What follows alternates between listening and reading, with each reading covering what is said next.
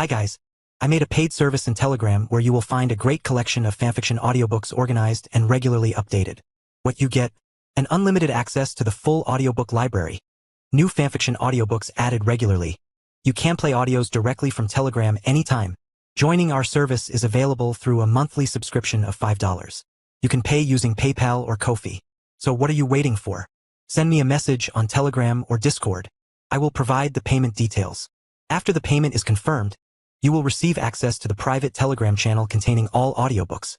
If you enjoy fanfiction and prefer listening instead of reading, this library is made for you. Message me anytime to join. Page 1. One Piece, Inheriting the Shende Template, I Summon Demons, Author, A Beginner. Summary. Transmigrating into the world of One Piece, Luo Shio activated the Jackie Chan adventure system. Talismans, demons, and masks all awakened. Starting in the East Blue, Luo Shio's strength rapidly increased, defeating marine admirals and trampling the 4 emperors of the New World. Just when people thought this was enough to shock, they discovered that one after another, unseen demons appeared in the New World. And each demon possessed formidable combat power. Sengoku Luo Shio is not just a simple strongman, he is also the leader of a demon army. Garp, these masked assassins are the world government's nightmare. Kaido, everyone says my Onigashima is large and powerful, full of strong individuals, but compared to Luo Shio, they are child's play. Blackbeard, don't even mention it, I just entered Impel Down and found that all these people had been subdued by Luo Shio. In the world of One Piece, there were originally 3 major forces, the world government, the pirates, and the revolutionary army, but since Luo Shio's appearance, a 4th has emerged. Chapter 1, Spells, Demons, Masks. In the year 1520 of the Haiyuan calendar, on an obscure island in the East China Sea, a long line of people stood outside a simple wooden clinic. The weather is nice today. I wonder if Lord Luo will be making house calls. Who knows? I've been queuing for hours. I still haven't seen a single person. You've only been here for a few hours? I've been waiting here since 4 a.m. I didn't even dare to leave when I needed to use the restroom. TSK TSK TSK. You're so pitiful. Luckily, I'm constipated. Various murmurs and discussions could be heard continuously from the queue. They were all residents from the surrounding area of the island who came here specifically for medical treatment. A month ago, a doctor suddenly appeared on the island and opened a clinic. No one treats a patient without being sick, and no one diagnoses a patient without being ill. No matter how complicated your illness is, I can cure you within a few minutes. At first, many people on the island didn't believe it, thinking it was just boasting. But as more and more people were cured, they discovered that it's actually pretty good phenomenon. Then, every day, a steady stream of people come specifically to seek treatment, forming long queues at the door. Crunch. Just as everyone was talking and discussing, the door of the small clinic was opened from the inside. The people who had been discussing this immediately fell silent and turned their gazes toward it. A man with black hair and black eyes, standing 2 meters tall and with a robust physique, slowly walked out from inside. He glanced up at the long queue at the entrance, stretched, and yawned, seemingly already used to such scenes. Good morning, everyone. Let's start. As he spoke, Luo Shio waved to the first person in the group. Coming. The person being greeted had his arm wrapped in bandages, soaked in blood. He quickly stepped out of the crowd, his face beaming with barely suppressed joy and excitement. Come in with me, everyone else line up. Luo Shio nodded and walked into the house. 3 minutes later, the man came out of the house. The bandage on his arm had disappeared, and there was no trace of injury. Haha, my arm is all healed. My arm is healed. The man ran outside the clinic, laughing maniacally, tears streaming down his face. The people in line just smiled at this scene, showing no surprise whatsoever. After all, things like this happen every day. This is nothing new. Meanwhile, inside the small restaurant. After treating one person, Luo Shio sat down in a wicker chair and threw a stack of banknotes into a box to the side. The power of the horse talisman. To heal and save lives. I never imagined that I would become a doctor first after arriving in this pirate world. What a cruel fate.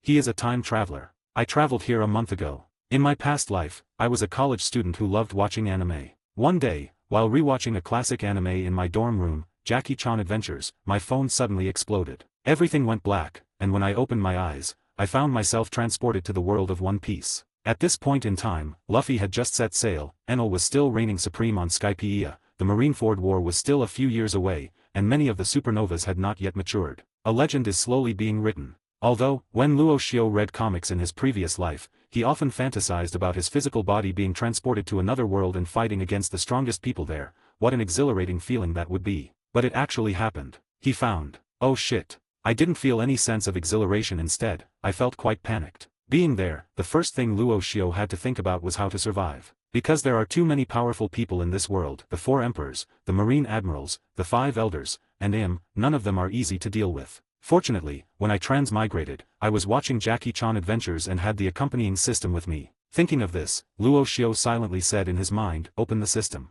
A gray space suddenly appeared in his mind. In the very center of the space, 12 regular block-shaped objects with different patterns are suspended neatly. That is, the 12 talismans. 2 of them were lit, while 10 were dull. One is a horse talisman, and the other is a cow talisman. The ox talisman was obtained from the newbie gift pack when the system was activated, while the horse talisman was obtained by activating the system this month. Then, he shifted his attention away from the 12 talismans in the space and looked to his right. There were 7 doors there, locked with chains. This is the sealed gate that imprisons the 7 great demons. In addition, to the left of the 12 talismans, 10 masks float, each one ferocious and terrifying. They represent the 9 shadow legions. However, these demons and masks have not yet shown any signs of activation compared to the talismans. However, Roche knew how they activated it. He was given a prompt when the system was activated. "Congratulations, host, you have obtained the Jackie Chan Adventures system and the Holy Lord template.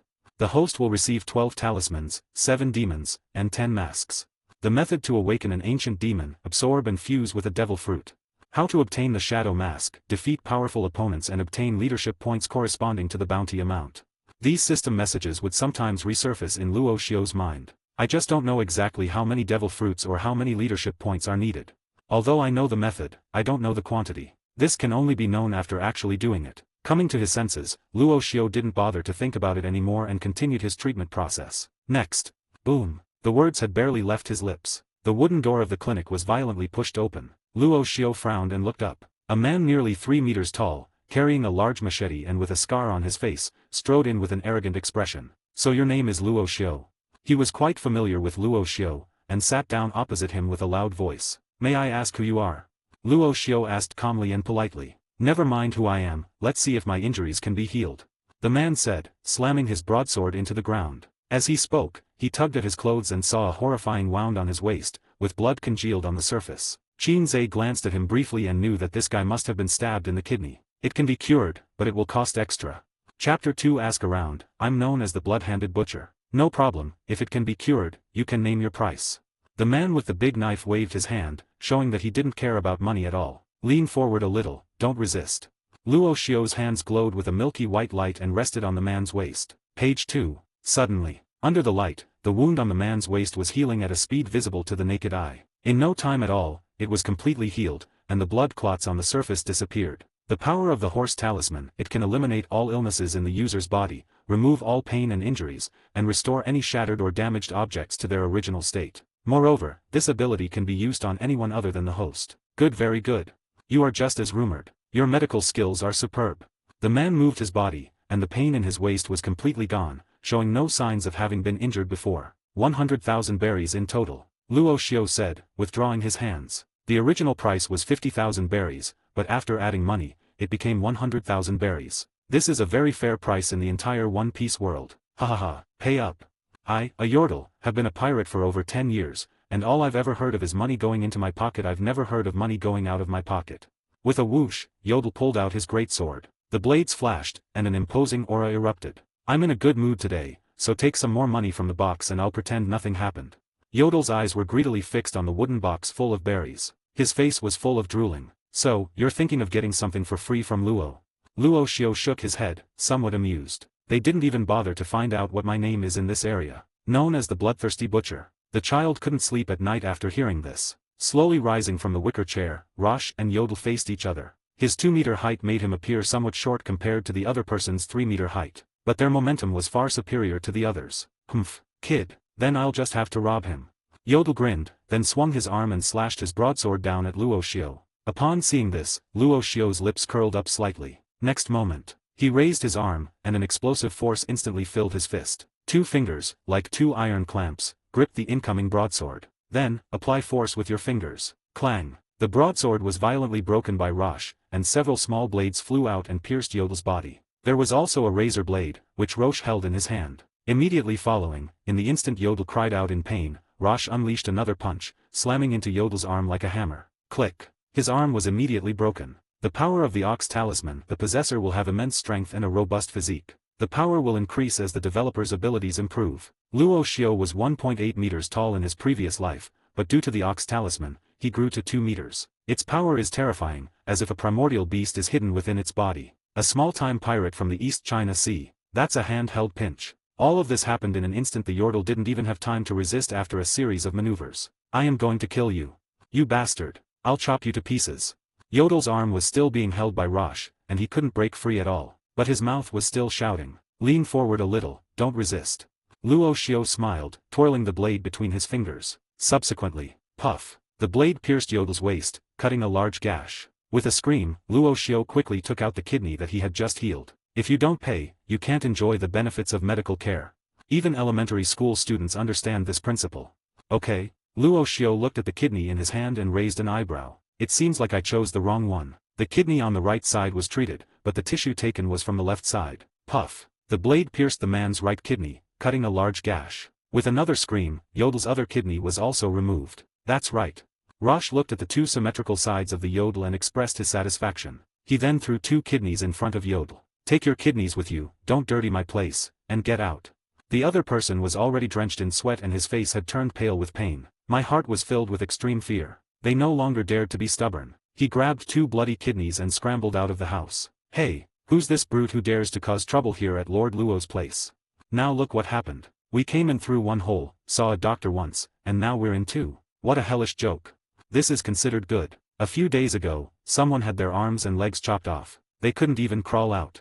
Lord Luo's reputation as the blood-handed butcher is indeed extraordinary. But he's so easy to talk to, so why do these idiots insist on taking the unconventional path? Serves them right.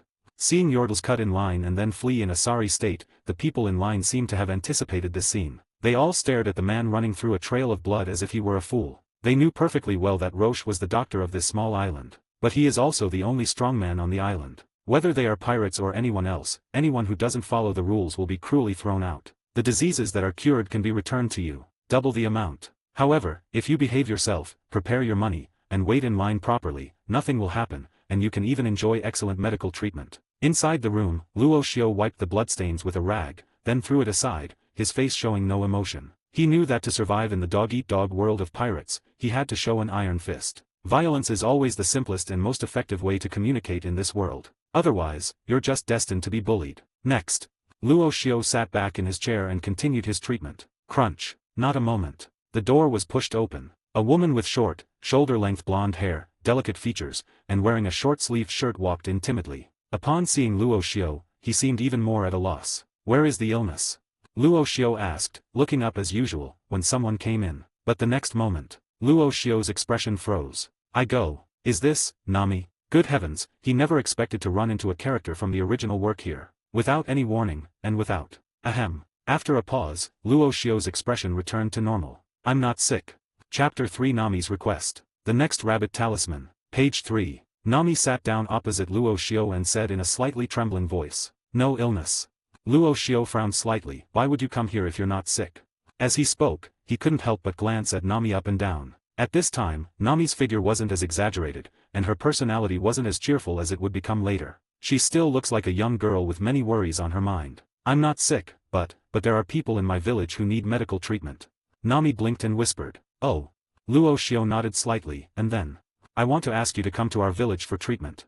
After a moment of hesitation, Nami mustered her courage and said her purpose, her eyes showing a hint of fear as she made this request. She knew that Luo Xiao was a famous doctor, but she also knew that he was known as the blood-handed butcher, who could kill without even blinking. The scene of Yodle tumbling and crawling just now is still vivid in my mind. She was afraid that Luo Xiao would reject her outright. Then throw yourself out. No. Luo Xiao shook his head, directly refusing Nami's request. And here's a side note, I only hold consultations, not diagnoses. Although I sympathize with the plight of your Kokoyasi village, it has little to do with me. Besides, I'm all alone, living in the worst part of the East China Sea. I don't have the time to go to your place. I'll pay. Nami's face turned pale when she saw Luo Xiao refuse. She quickly pulled out a wad of cash from her pants and hurriedly placed it on the table. This is the money he stole after becoming a member of the Arlong pirates, and he's been saving it for a long time. This time, however, we had no choice but to use it for the sake of the villagers' lives. Okay.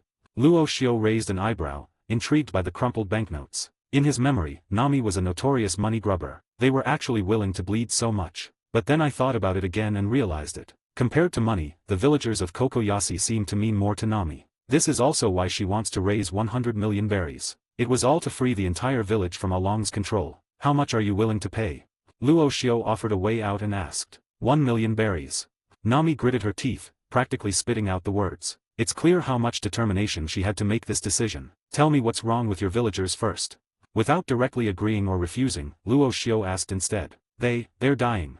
Nami was silent for a moment, the scene of the village flashing through her mind, and tears even glistening in her eyes. A few days ago, several people in their village were beaten half to death for not greeting Arlong when they passed by. The injury not only failed to improve within a few days, but worsened day by day. The village doctor, Dr. Na Gao, had limited resources and was unable to treat the patient, so he could only watch helplessly. Some people in their village had heard that there was a miracle doctor here. She could treat any injury or illness, which is why she came all the way from Kokoyasi village. They want to bring him back to the village to help with his treatment. Is he dying?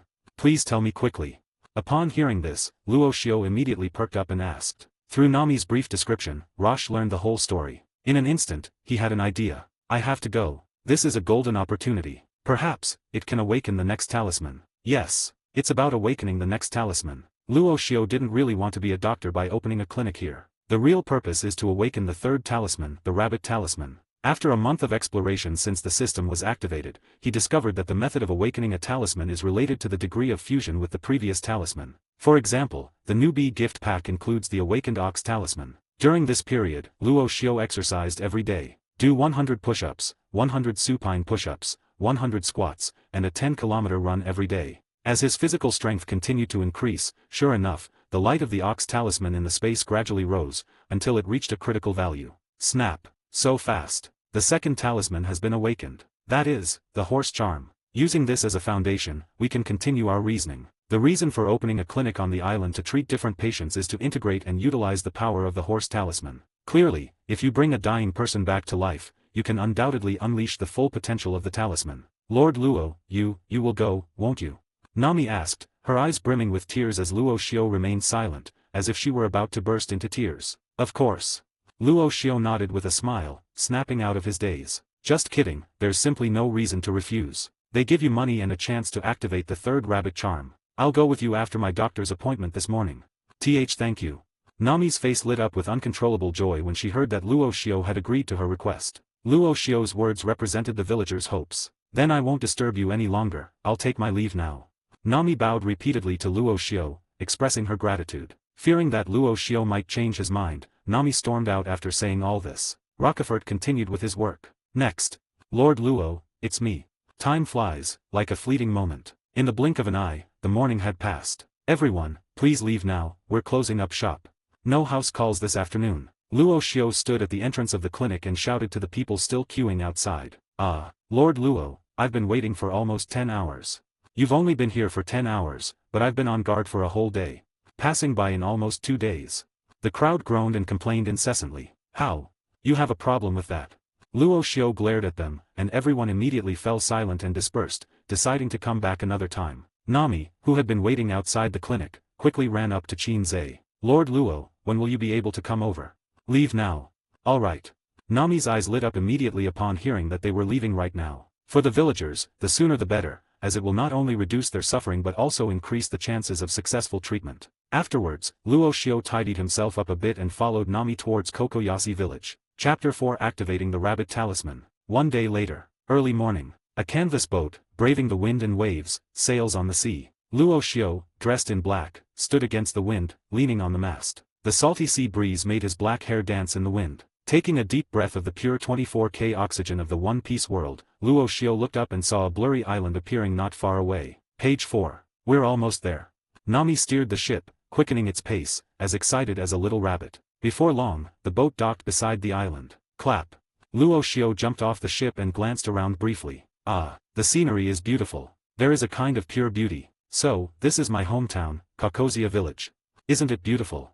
Nami asked proudly, following behind Luo Xiao. After a long voyage and a brief period of time with Roche, she discovered that Rosie wasn't as terrible as the name suggested. He is an approachable and very knowledgeable person. When things get boring, they'll tell you some really interesting stories. For example, although the ocean is vast, it is only a drop in the ocean beyond it, there are many different worlds. It's bizarre and fascinating. For example, some navigational knowledge that she was unaware of, as well as methods of weather observation. What he said made his head spin, like something was growing inside him. Although she didn't understand why, for her, who revered the sea and dreamed of drawing a map of the whole world, everything unknown had a unique appeal. Luo Xiao, lead the way. Nami made a peace sign and then ran ahead of Rosh in a few quick steps. Along the way, you can see many villagers coming and going, and everyone who sees Nami will greet her with a smile. Good morning, Nami. Good morning, uncle. Good morning, Nami. Morning. It's clear that Nami has a good relationship with the villagers in Kokoyasi village. Everyone who greeted Nami couldn't help but look at Luo Xiao. Upon learning that the doctor was a miracle worker brought back from outside, everyone's eyes widened in disbelief. I never expected that the doctor in the rumors would be such a young man. About half an hour later, led by Nami, Luo Xiao arrived at the village's small clinic. Oops. Nami is back. Hearing the voice outside, an old man with black glasses and a goatee came out of the house. He is the village doctor of Kokoyasi village, Dr. Nago. The old man was clearly taken aback when he saw Luo Xiao standing next to Nami. This is a renowned doctor we've invited to treat us. Now our villagers are definitely saved. Nami introduced confidently. Luo Xiao smiled and nodded. Please come in quickly. Upon hearing that it was the doctor from the rumors, Nagao's spirits immediately lifted. He straightened his posture and hurriedly led him inside. At the same time, on the other side, Arlong Pirate's lair. The cadre, Krubi, and Chu were sitting on the sofa. Arlong, the captain of the Arlong Pirates, sat alone in a chair, looking at the kneeling man below with a rather amused expression. A doctor, and he's done this to you. He, Yordle, you're getting worse and worse. The person kneeling below was none other than the great sword pirate who had tried to get something for free at Luo Xiao's medical clinic. After being reprimanded by Luo Xiao, he rushed back to the troop and asked the troop leader to give him justice. Boss, it's not my fault, this person is just too strong. Yordle explained, his voice trembling slightly. Very strong. Arlong couldn't help but burst into laughter. Ha ha ha. Yadao, was your head cut off like your kidneys? How could he say such nonsense? In the East Blue, the Arlong Pirates reign supreme, and he doesn't think anyone is that much stronger, especially since the other party is a doctor. Yordle, why don't you just quit the Arlong Pirates? If word got out that members of our Arlong Pirates couldn't even beat a mere doctor, that would be a disgrace. Chu laughed from the sofa. He felt no sympathy whatsoever for Yodle's plight. In the world of One Piece, strength reigns supreme. A loser defeated by the common people has little dignity to speak of. Chirp, boss evil dragon, I will definitely do my best to serve the group. Please avenge me. Yodle was startled and kowtowed repeatedly to Arlong. Because of excessive force, the kidneys fell off his body. Pick up the kidneys. Arlong grinned widely, pointing at the entrails on the ground with a look of disgust. Yodle quickly picked it up, feeling extremely apprehensive. I'll take care of your problem. Arlong said with a grin. He looked down on Yodle. But no matter what, the other party is still a member of the group. The Arlong Pirates' reputation needs to be upheld through victory. But before that, go to Orange Town and call Nami over. I haven't seen that little girl in ages. I heard it recently left the island. Did it bring back some treasure from outside again? Arlong's eyes involuntarily lit up when he thought of wealth. Over the years, Nami has provided him with no shortage of treasures. Money is such a precious thing it shouldn't be wasted on a young girl. These are the villagers who were severely injured by Arlong. Inside the clinic in Kokoyasi village, Nami spoke beside a few wooden bed planks. 3 people are lying on the template. Each of them was in a coma, half dead, clinging to life outside. This shows how bad the situation is. Luo Xiao nodded. It looks really serious. He made the right choice coming here. I'm starting.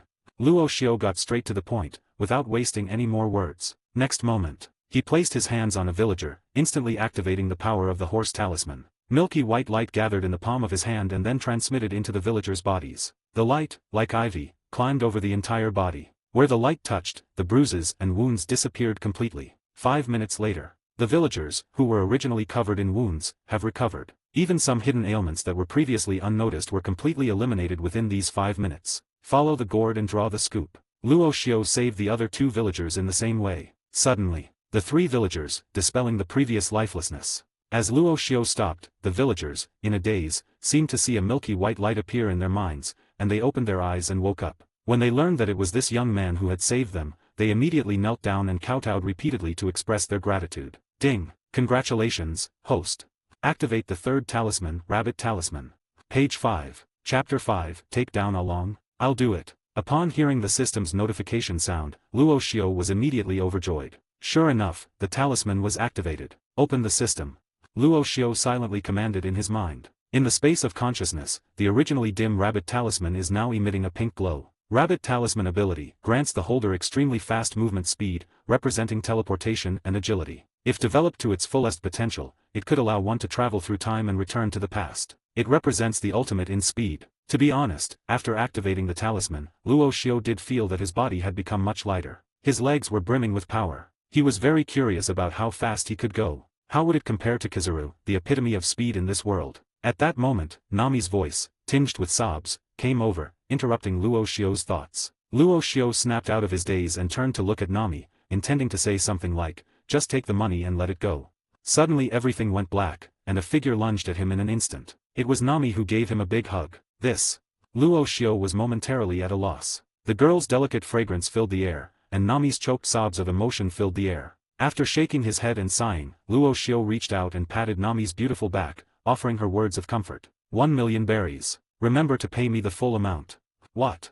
Nami loosened her arms from Luo Xiao's neck, realizing her impulsiveness, and gave an awkward laugh. He then wiped away his tears with his hand and made a promise. Don't worry, Lord Luo. I'll go get it for you right away. When we first asked Luo Xiao to treat our illness, we had already agreed on the terms. 1,000,000 peles, as treatment costs. Although she values money, she also values reputation. Moreover, given Lord Luo's strength and prestige, the fact that he was willing to row a whole day with me to get here is already a great honor. But at this moment, suddenly, a series of hurried footsteps and a shout came from outside the clinic. Nami, you stay inside. Commander Arlong wants to see you.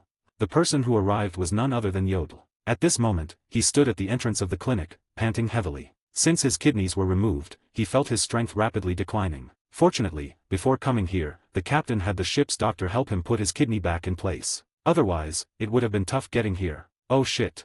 That bastard Luo Xiao, I'll make you wish you were dead. Thinking about all of this, it was all Luo Xiao's doing. Yodel's anger flared up instantly. They wished they could tear the other person to pieces and throw them into the underground organ trafficking market. Only then can one quell the deep hatred in one's heart. Seeing that no one answered after a while, Yordle couldn't help but snort coldly. It's one thing for the leader to laugh at me, but a little girl who hasn't even fully developed is ignoring me too. We'll teach those villagers a lesson they won't forget.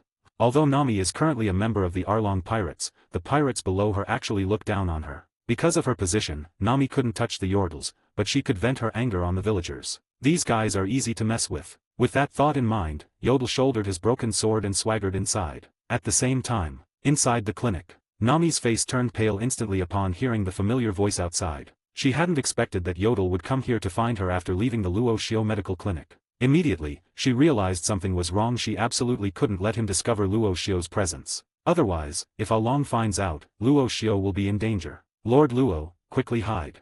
Nami exclaimed in panic, pulling Luo Xiao towards the back door. However, Luo Xiao's body seemed to be fixed in place, and no matter how hard Nami tried, she couldn't move him. Hide. Luo Xiao said calmly, why are you hiding? On the way here, Nami told him that Yordles were members of the Arlong pirates. But Roche didn't take it to heart at all. A loser on the Grand Line. He's just a nobody who can only make a living in the East China Sea. Not even a strong one. With the ox talisman and the horse talisman on him, Luo Xiao was confident enough to deal with Arlong. Moreover, now that he had activated the rabbit talisman, defeating Arlong would be a piece of cake. If we run into each other, we've run into each other, maybe we can even get a reward. Thinking of this, Luo Xiao immediately asked, will you do it or not? What are you doing? Nami was a little confused. Make a deal. Trade. Yes. Now. Nami was completely bewildered, having no idea what Luo Xiao was going to do. Then she thought of what the women in the village had been talking about. His expression changed instantly. Could it be that Luo Xiao has taken a liking to me and wants to be with me? Thinking of this, Nami quickly released Luo Xiao's hands and hugged them to her chest. Lord Luo. 1,000,000 berries, I'll pay you in full. Absolutely no installments. Seeing Nami's reaction, Luo Xiao's mind went blank, realizing that the other party seemed to have misunderstood. What are you thinking about? I said kill Arlong, and you'll pay the bounty. The system has already given a hint that unlocking the mask requires a leadership value corresponding to the bounty. This chapter is not finished yet. Please click on the next page to continue reading the exciting content. There is an irreconcilable hatred between Nami and Arlong. Then help Nami get rid of Arlong, and then let him offer a bounty. Isn't this a great way to obtain leadership value? Kill Arlong. Nami's mind went blank for a moment, her face filled with disbelief. It was as if I had heard the most terrifying words in the world. In her eyes, Arlong represents absolute strength and is an invincible force in the East China Sea. For years, Kakik-Silai village has struggled to survive under the oppression of Arlong. Yet no one dared to even entertain the thought of rebelling against Arlong, including herself. We have no choice but to compromise again and again. But now, this man in front of him is telling him that he wants to kill Arlong directly. How can it be? We can't win. Although Rosh defeated Yordles, he was just a minor member of the Arlong pirates. Arlong's strength is far greater than imagined. With Luo Xiao's strength, it was simply impossible for him to complete it. Page 6. They'll only be throwing their lives away in vain. Lord Luo, please don't say that again. Nami shook her head and gave a wry smile. You'd better hide right now. The Yordle is about to come in. Luo Xiao frowned slightly. Just tell me. To do it, or not to do it. Seeing Luo Xiao's determination, Nami was stunned. Was he really that confident? Suddenly, fear and hope swirled in Nami's mind, constantly oscillating and struggling. Seeing Nami standing there, struggling in pain, Luo Xiao continued. One thing you absolutely need to consider is this your only chance in this lifetime? Tell me your decision. This is the only chance in my life. Nami muttered to herself, stunned. Yes. Will I ever have such a chance again in my life? Would anyone dare to tell me to take down Arlong? As long as Arlong is dealt with, Kokoyasi village will be liberated and return to the beauty of the past. He no longer needs to be a member of the Arlong pirates, no longer needs to be a thief, and no longer needs to raise that mountain of 100 million berries. You can also pursue your dreams and set sail to draw a map of the whole world. Thinking of this, the two conflicting emotions in her pupils disappeared, replaced by determination. I'll do it. Nami said, as if drawing all the strength from her body. Chapter 6. It's you again, kid. Do. Ha ha ha. Nami, what are you doing? Why don't you tell me about it? Yodel strode in through the inner door of the clinic, looking incredibly arrogant. However, next moment, when he saw Roche standing inside, his eyes widened instantly. What a ghost in broad daylight. Yodel muttered, rubbing his eyes. It seems my body is really too weak, I'm even experiencing hallucinations. Thinking this, Yordle shook the sweat from his brow and walked toward Nami. We're really destined to be together. We meet again. Rosh greeted Yodel as he walked over. Boom. Upon hearing that familiar voice, Yodel's heart skipped a beat. He took a step back and jumped several meters away. Damn it. No, it's not a hallucination. Suddenly, Yodel was covered in sweat, his legs trembling with fear. The scene inside the clinic immediately came to mind. How did you get here? Yodel swallowed hard and said in horror. You Nami, you must have conspired with them. You dared to bring strangers to the island without permission. If Captain Arlong finds out, he'll make you pay. Seeing Nami and those damned villagers, he immediately understood and angrily rebuked them. Looks like I went too easy on you when I cut your kidneys. You speak with such emotion. Rosh slowly walked out and strolled up to Yodel. He really didn't understand. Just how strong are the people in this pirate world in terms of defense and vitality? I've already cut off 2 kidneys, and the other person is still alive and kicking. The speech can also have intonation. That's absolutely outrageous. Lord Luo, I wasn't targeting you. I'm talking about Nami. She's a thief. Don't be fooled by her appearance. Yordle said, his lips turning white with fear as he saw Rosh approaching. This guy looks harmless on the outside, but he's a real ruthless bastard. If I couldn't win even when I was healthy, let alone now that I'm injured. There was absolutely no suspense. Oh. Understood. Luo Xiao glanced at Yodle's waist, where there were freshly stitched scars, so it was put back on. At this point, Rosh looked up at Yodel and said coldly, did I give you permission to pretend? Pfft. The moment the words fell, Luo Xiao was quick-witted and nimble-fisted, ready to go to great lengths for them. They took the kidneys, which had been put back in, out again. Pain. It hurts so much. Yodel rolled on the ground in pain, his face contorted in agony. I'm sorry, uncle. I've dirted your floor. Luo Xiao turned to look at the village doctor, Na Gao, and said apologetically. No, it's nothing. Na Gao silently swallowed, completely numb from staring. Good guy. This young man. 1 second he was saving people, the next he was stabbing himself in the back. His worldview was deeply shaken at this moment. Not only him, but the other 3 villagers present also had the same expression. Is this really the doctor who saved us just now? How cruel. Nami fared slightly better, having witnessed Luo Xiao's previous methods. How much reward will you offer if I do it? Luo Xiao's voice came again at this moment. Upon hearing this, Nami pondered for a moment, struggled internally, and then said, 100 million berries. 100 million berries was the amount she intended to use to free Kokoyasi village from Arlong's control. But deep down, she knew the answer. Even if Arlong is given this money, the other party may not necessarily let the village or himself go. After all, in Arlong's eyes, he was just a cash cow for the other party. There was no emotional connection, only a struggle for interests. Even knowing this, she had no choice but to place her hopes on that last sliver of expectation. But, it's different now. Luo Xiao said that if they could get rid of Arlong, Kokosia village could truly be liberated. It is good. It's a deal. Luo Xiao said with a smile. 100 million berries, plus Aaron's own 20 million bounty. This is a good deal. 100 million baileys. What are you trying to do? Yodel, lying on the ground, was shocked and managed to squeeze out a few words. Page 7. Luo Xiao smiled and pointed to the doorway. Go back and tell your commander. Today is his death day. 3 hours later, at the Arlong pirate's lair, the cadres, Krubi and Chu, were still sitting on the sofa. Arlong crossed his arms and sneered, that Yodel guy, even for something as small as this, it takes him this long. Dong Hai's newly recruited subordinates are indeed useless. Hey, commander, that guy's done for now, don't bother with him. Let's go and take care of that doctor. The executive chuckled. Our pirate crew hasn't raided for treasure in ages. How about we start with that doctor? I heard he amassed quite a fortune through medical treatment. Wealth, huh? Upon hearing this, Arlong immediately became interested. He's already on our radar, there's no escaping him. Boss Arlong, Boss Arlong. Something terrible has happened. Just then, a voice came from outside. The person was heard before the voice was seen. Immediately afterwards, Yodel rushed in from outside as if he had gone mad. Yodel, what's wrong with you now? Aaron frowned deeply as he saw Yodel kneeling in front of him after a sliding tackle. The device on your body. Seeing the kidney that was sewn in and then came out again, Arlong looked completely bewildered. Where's Nami? Why didn't you bring her back? Then he realized that Nami wasn't there, only Yodel's had returned, and his face immediately darkened. But Yodel didn't care about that now. He gasped for breath and said, Commander Arlong, Luo Xiao from Ga Yaezai is here. He said today is your death day. Chapter 7, Bravely Infiltrating the Arlong Pirates Alone. My death date. Arlong laughed instead of getting angry, as if he had heard the biggest joke in the world. I originally planned to wait a while before killing him, but I didn't expect him to be so ungrateful. It seems he wants to get on the road as soon as possible. We'll have to see if they have the ability. At that moment, Luo Xiao's voice came, and then he came in from outside with Nami. Ha ha ha. It's really here. He single-handedly infiltrated my Arlong pirates. Should I say you're courageous or foolish?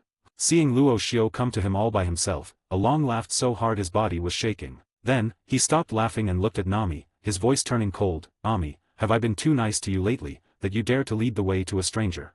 Did I give you the wrong impression that I'm a good person? Ha ha ha, good guy. Captain Arlong hates good guys the most. That's hilarious. If Commander Arlong is a good person, then there are no bad people in the world. The members of the Arlong pirates burst into laughter, acting with unbridled abandon. Nami, come here. You don't want the people of your village to die because of you, do you? Arlong beckoned to Nami and grinned wickedly. He knew Nami better than anyone. As long as she brings up the villagers she cares about, the other party will obediently comply. This is how you make her draw nautical charts, and this is how you make her become a thief and collect wealth. This trick never fails. However, this time, he miscalculated. Upon hearing Arlong's words, Nami stood firmly beside Rosh. Today, we've come to kill you. Nami said through gritted teeth, struggling to suppress the deep-seated fear of Arlong in her heart. Kill me. Him. Aaron chuckled, pointing to Luo Xiao standing next to Nami. Don't think you can act recklessly on my turf just because you defeated a Yordle. How? You're a loser from the Grand Line, forced to cower in the East Blue. You really think this is your territory? Luo Xiao wasn't one to take a loss lying down, and immediately retorted sarcastically. Asshole. I want you dead. Upon hearing the words Grand Line, Arlong jumped to his feet. Anger visibly spread across his cheeks. This past event remains a permanent shadow in his heart. Losers, the weak. He never wants to hear those words again. Commander Arlong, please don't get agitated. Let me go and kill him. This guy talks big, I'll just rip his tongue out and roast it later. Nami, we've been so good to you, and you're helping an outsider. After we kill this guy, we'll go kill the villagers of Kokoyasi village. Don't come crying to us then. Ha ha ha, crying? Crying also takes time. Another burst of laughter erupted in the hall. They didn't take Luo Xiao seriously at all. Where is this place? The stronghold of the Arlong pirates, who dominate the East Blue, with Captain Aaron, whose bounty is as high as 2,000 million berries, in charge. This little brat who appeared out of nowhere is causing trouble here. It's no different from sending himself to his death. One of the men, a burly man carrying a large axe, twisted his neck and stepped out from the crowd. Let's see if I can split him in two with one axe, he said as he walked toward Luo Xiao. Step back a bit. Luo Xiao reminded Nami beside him without even glancing at the man. Okay. Nami and Rosh kept a distance and watched silently, their hearts pounding. The question remains whether Luo Xiao can defeat Arlong. To be honest, she wasn't confident. But now, I can only choose to believe. This is a huge gamble. Kid, do you know where you are? How dare you come here and cause trouble? The axe-wielding man sneered. We pirates love killing brats like you the most. As he spoke, he raised his arm and brought the axe down on Luo Xiao's head. Snapped. Luo Xiao raised his hand and grabbed the man's wrist. Kid, not bad. The man, unaware of the seriousness of the situation, said with a smile. Next moment, he exerted force in his arm, trying to forcefully chop down with the axe. However, the other person's hand remained motionless, as if it were steel welded to his arm. No matter how hard I try, it won't go down even a little bit. You don't even have the strength to hit someone, yet you call yourself a great pirate. Luo Xiao laughed. Next moment, with a slight exertion of his arm, a terrifying force instantly spread out. Click. The sound of bones breaking rang out. The axe-wielding man's arm was twisted into a pretzel by Luo Xiao. Ah! The excruciating pain in his arm contorted the axe-wielding man's face. Where was the imposing manner they had displayed earlier? The screams were heartbreaking. Thump. Luo Xiao grabbed the arm that had twisted into a pretzel and flung it away. The man's body was smashed into the wall, creating a hole with cracks. Hiss. Sudden changes. Page 8. This caused everyone present to gasp in surprise. What a great power. Such an easy victory suggests their strength is approaching that of an official. Kid, you've got some skills. Chu, a member of the Arlong pirates, jumped up from the sofa and clenched his fist. But that's not enough. This chapter is not finished yet, please click on the next page to continue reading the exciting content. As he spoke, he took a quick step forward. The figure swooped down and rushed towards Luo Xiao. Shhhhhhh. Several streams of saliva shot out from its mouth, which resembled that of a cannonfish. It shot out like a sharp arrow. This is the kissing fishman's unique attack method. The power of saliva can even pierce through a steel plate. However, Luo Xiao just smiled, and just as his saliva was about to reach him, his figure vanished in a flash. The rabbit talisman's power is triggered. When it reappeared, it was already standing behind Chirp. Watch out. Arlong, who was standing to the side, was shocked when he saw this and quickly warned him. But by the time Qiu realized what was happening, it was too late. Luo Xiao's hand was around his neck. Then, with both hands, he twisted it forcefully. Click. His neck was broken. Before the chick could even process what was happening, it fell into a deep sleep. Asshole. I'll tear you to pieces.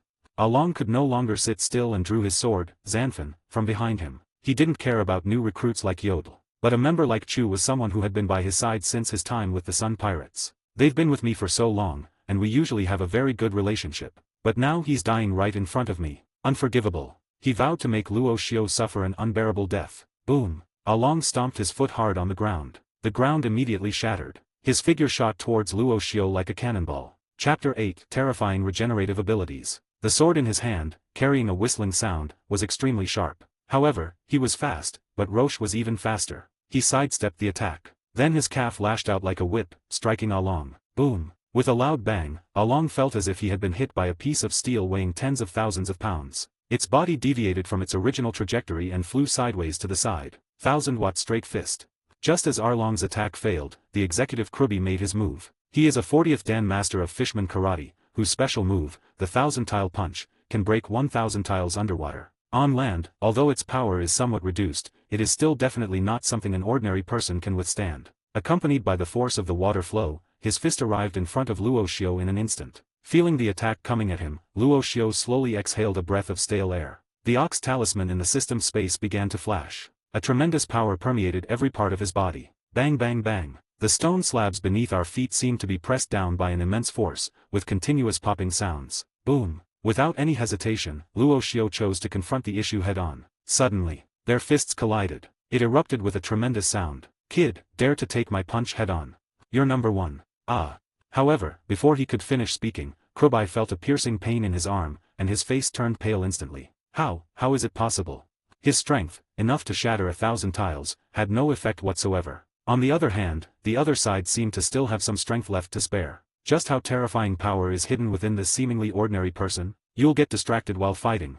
That's not a good habit. Luo Xiao's lips curled up slightly. Seize the moment when the other person is stunned, the next moment. He deliberately threw a punch with his other arm, aiming for Krubai's chin. Unsurprisingly, the latter was violently blasted open. The entire chin was deformed. His body, like a kite with a broken string, glided through the air in a parabola before crashing heavily to the ground. Make a big hole. Brush. Moment. The Arlong pirates were astonished. Arlong and the cadre attacked at the same time, but surprisingly, they failed to defeat their opponent. This isn't like the usual plot. Shouldn't it be the person who broke into the pirate crew who was defeated instantly? Damn it, what are you waiting for?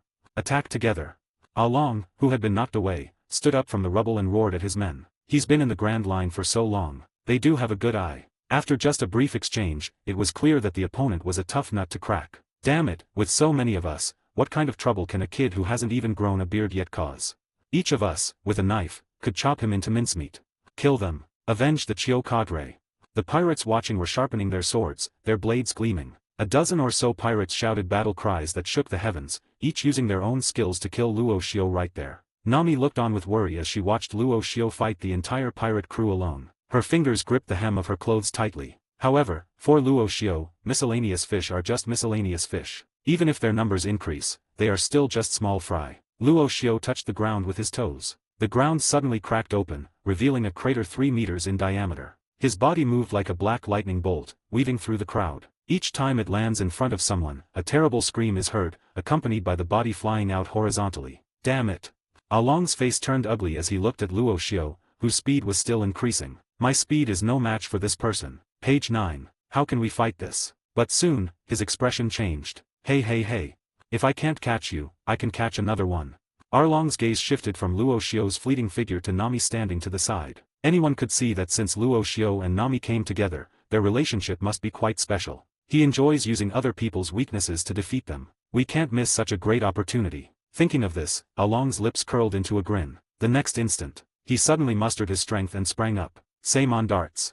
As the words fell, Arlong transformed into a torpedo. He rushed toward Nami at top speed. The serrations on his mouth were sharper than a sword blade. Nami looked at Arlong charging towards her, her large eyes filled with despair. Am I going to die? Given Arlong's speed, she realized that with her own strength, there was no way she could dodge it. Nami closed her eyes in despair. My regretful fate is about to end. I just hope that Luo Xiao can defeat Arlong in the end and give the village freedom. However, Nami found that she did not experience the pain she had expected. Only Luo Xiao's voice echoed in his ears. Hey! This is my employer. You mustn't touch her. Nami suddenly opened her eyes and found that Rosh had somehow appeared in front of her. However, when the situation became clear, my dear, there is more to come after this chapter. Please click on the next page to continue reading. There will be more exciting chapters later. Her expression changed. At that moment, in her line of sight, was Luo Xiao, who had blocked the attack for Nami. Half of his shoulder was pierced by a long serrated blade. Ha ha ha. Kid, you're still too green. You've fallen for their trap. In the East China Sea, you can't just rely on fighting and killing. After severely injuring Luo Xiao, Arlong retreated rapidly, laughing wildly. Just as expected, Luo Xiao really will come to rescue Nami. Luo Xiao was seriously injured, half of his shoulder was pierced by his own saw teeth. It's like losing an arm. What else can we use to fight against ourselves? Ha ha ha, good. Captain Arlong truly lives up to his reputation as a great pirate. He's both brave and resourceful. Let's see how this kid tries to cause trouble now. He killed so many of our men, he deserves to suffer a fate worse than death. Damn bastard. Upon seeing the severely injured Luo Xiao, the pirates were overjoyed. They wanted to show Luo Xiao what the consequences of going against the Arlong pirates would be. There is only one dead end. I've just finished warming up. This is just the beginning. Luo Xiao paid no attention to the shouts of these people, and twisted his neck as he spoke. Yes. From the very beginning, he attacked, and now he's deliberately causing injury. It was all just a warm-up. Strength, speed, and recovery ability. How to skillfully utilize the combined power of the 3 talismans in battle. This needs to be tested in real-world practice. Clearly, Arlong, a pirate with a bounty of 2,000 million, is a good sparring partner. Ha ha ha. You're half paralyzed, and you're still being stubborn. Arlong assumed that Luo Xiao was just putting on a brave face, his serrated teeth still stained with Luo Xiao's blood. After all, with such severe injuries, his combat strength would be reduced by more than half. Luo Xiao's death was inevitable. Is this the injury you're talking about? Luo Xiao pointed to his shoulder. At this moment, the injury is healing at a speed visible to the naked eye. The overflowing blood seemed to be pulled back by some force. Within a few breaths, his shoulder was completely healed. Chapter 9. Kill the rat, slay the evil dragon. Feeling his incredible recovery ability, Luo Xiao was very satisfied. However, Arlong was different. You are an ability user. Upon seeing this terrifying scene, his body trembled instantly, and a chill immediately surged into his heart. Such a serious injury healed in such a short time. What the hell is this if not a superhuman? Guess. Qin Zhe left with a meaningful smile, without explaining further, and his aura suddenly surged. Kid, even if you're a power user, I'll tear you to pieces. I'll chop you into pieces and see if you can recover. Arlong roared. At this moment, fear manifested as malevolence. Arlong has nowhere to retreat. Saemon darts. Falling with the sound. Arlong's body transformed into a torpedo once more, charging towards Luo Xiao. The serrated teeth resembled the sharpest steel blade. At the same time, Luo Xiao also made a move. Bang! A streak of light moved with incredible speed, like a meteor piercing the atmosphere, carrying a force as immense as a mountain pressing down. Puff puff. The air produced a crisp popping sound. White gas diffused around Roche's body. The powers of the rabbit talisman and the ox talisman worked together. An interplay of speed and power. According to the energy formula, the resulting violent energy will increase exponentially. Boom! In a blink, Luo Xiu's body collided with Arlong's body. A deafening sound rang out, and everyone covered their ears. Damn it, damn it. My mouth. Arlong's body parted from Luo Xiu's front. His prized, invincible steel saw teeth were now broken in half. The immense impact caused his brain to throb, and his body slammed awkwardly onto the ground. Page 10. Dust rose and rocks flew everywhere. Make a big hole. Those pirates who were gloating just a moment ago are now looking at this scene in disbelief. What happened? How did this kid's injuries heal? And his strength is even greater than before. It's a devil fruit. He must have eaten a devil fruit. He's a devil fruit user. Impossible. The captain is a great pirate with a bounty of 2,000 million, how could he lose? The pirates watched this scene with horrified eyes, their hearts trembling. I thought victory was already assured. In the blink of an eye, the situation took a sharp turn for the worse. Their invincible commander was sent flying, his mouth even broken. Crunch, crunch. Arlong got up from the ground, looking at Luo Xiu with resentment in his eyes. His mouth was broken, rendering him unable to speak. It could only produce an extremely piercing friction sound. It must be said that the fishman's physical strength is indeed formidable. Even after being hit by Luo Xiu's fist, he was still able to get up from the ground. But this is just a death throes. Luo Xiu remained in place, then flashed again, appearing behind Arlong. A terrifying pressure descended like a mountain. Arlong stood frozen in place, too fast for him to even see how Luo Xiu disappeared. But his sixth sense told him that Luo Xiu was standing behind him at that moment. Immediately, sweat poured down his face. He turned his head with difficulty to look back. A gigantic fist slowly enlarged in his pupils. Almost subconsciously, Arlong raised the sword in front of him, trying to block the fist that seemed capable of annihilating everything. Click. The moment the blade touched the fist, a shattering sound rang out. It blocked for a moment, then broke in two. The fist landed on Arlong without any surprise. It pierced through his body. How could this be? Arlong stared at his body, now riddled with holes, and was gripped by immense terror. Only then did he realize that Luo Xiu had really just been playing with him. There is such a huge gap between my strength and that of my opponent. Not only him. The pirates were terrified, breaking out in a cold sweat. In their eyes, the unparalleled, supreme pirate captain who dominated the East Blue was actually defeated by an unknown person. Don't speak, I'll send you on your way. Luo Xiu said calmly, looking at Arlong, whom he had lifted up. Next moment, brush. Luo Xiu pulled his fist back, and Arlong lost his balance and collapsed to the ground. Even with the fishman's powerful physique, he couldn't stand up at this moment. Da-da-da. Just then, a series of hurried footsteps suddenly sounded outside. Then the door to the hall was kicked open. A sleazy-looking Navy officer, who resembled a rat, rushed in, followed by a group of Navy soldiers. He is a shameless naval scoundrel who colludes with Arlong to oppress the people, Captain Rat. Arlong, what happened to you? Colonel Rat was shocked when he saw the horrific scene inside and Arlong, who was slumped on the ground with a bloody hole in his chest. 10 minutes ago, a pirate ran up to him and said that someone was causing trouble for Arlong. To solidify his relationship with Arlong, he would accept more bribes regularly. He immediately brought dozens of naval soldiers to the scene to cheer him on. He originally thought he was just there to make a show of things. After all, he knew Arlong's strength. He was incredibly powerful, not to mention that the entire Arlong pirates were stationed here. My dear, there is more to come after this chapter. Please click on the next page to continue reading. There will be more exciting chapters later. But to my surprise, this is what I saw. A young man, whose origins are unknown, was stepping on Arlong. Rat, kill him. I'll give you 40 million berries. Seeing the rat rush in at this moment, Aaron seemed to see the dawn of life. Ignoring the excruciating pain in his mouth, he roared. What? 40 million. Upon hearing this number, even the rat's heart trembled. Although Arlong would give him some money on a regular basis. But even all these years combined, it hasn't amounted to that much. If I could get that 40 million, it would be an absolute windfall. Why bother being a Navy officer? You can travel all over the world and live a carefree life for the rest of your days. Thinking of this, he immediately ordered his men, see that. Someone is openly causing trouble here. Execute him on the spot. I will reward you handsomely. None of the soldiers who follow Colonel Rat are good people. Upon hearing about the reward, their eyes lit up, and they all pointed their guns at Luo Xiu. Colonel Mouse. I joined the Arlong pirates. I don't want to fight against your marines. Leave now, and I'll pretend nothing happened. Seeing the Navy pointing their guns at him, Luo Xiu clenched his fist and said slowly. He didn't care about a rat colonel. Killing him was no big deal. But his identity is what it is. He's a naval officer. Before his strength has fully matured, Luo Xiu does not intend to have too much interaction with the Navy. I certainly don't want to be put on a bounty by the Navy for killing a rat. He. How dare you act recklessly under the jurisdiction of the Navy? And you say you don't want to oppose the Navy. I'll give you a chance. Surrender now and I might consider being lenient. The rat looked at Luo Xiu as if he were a walking $40 million. How could it possibly listen to anything he said? Moreover, Luo Xiu's statement that he didn't want to go against the Navy gave him even more confidence to challenge them. Ha! Upon hearing this, Luo Xiu sneered. Since the other party was not sensible, he was too lazy to waste any more words on them. It seems we have no choice but to unleash a massacre today.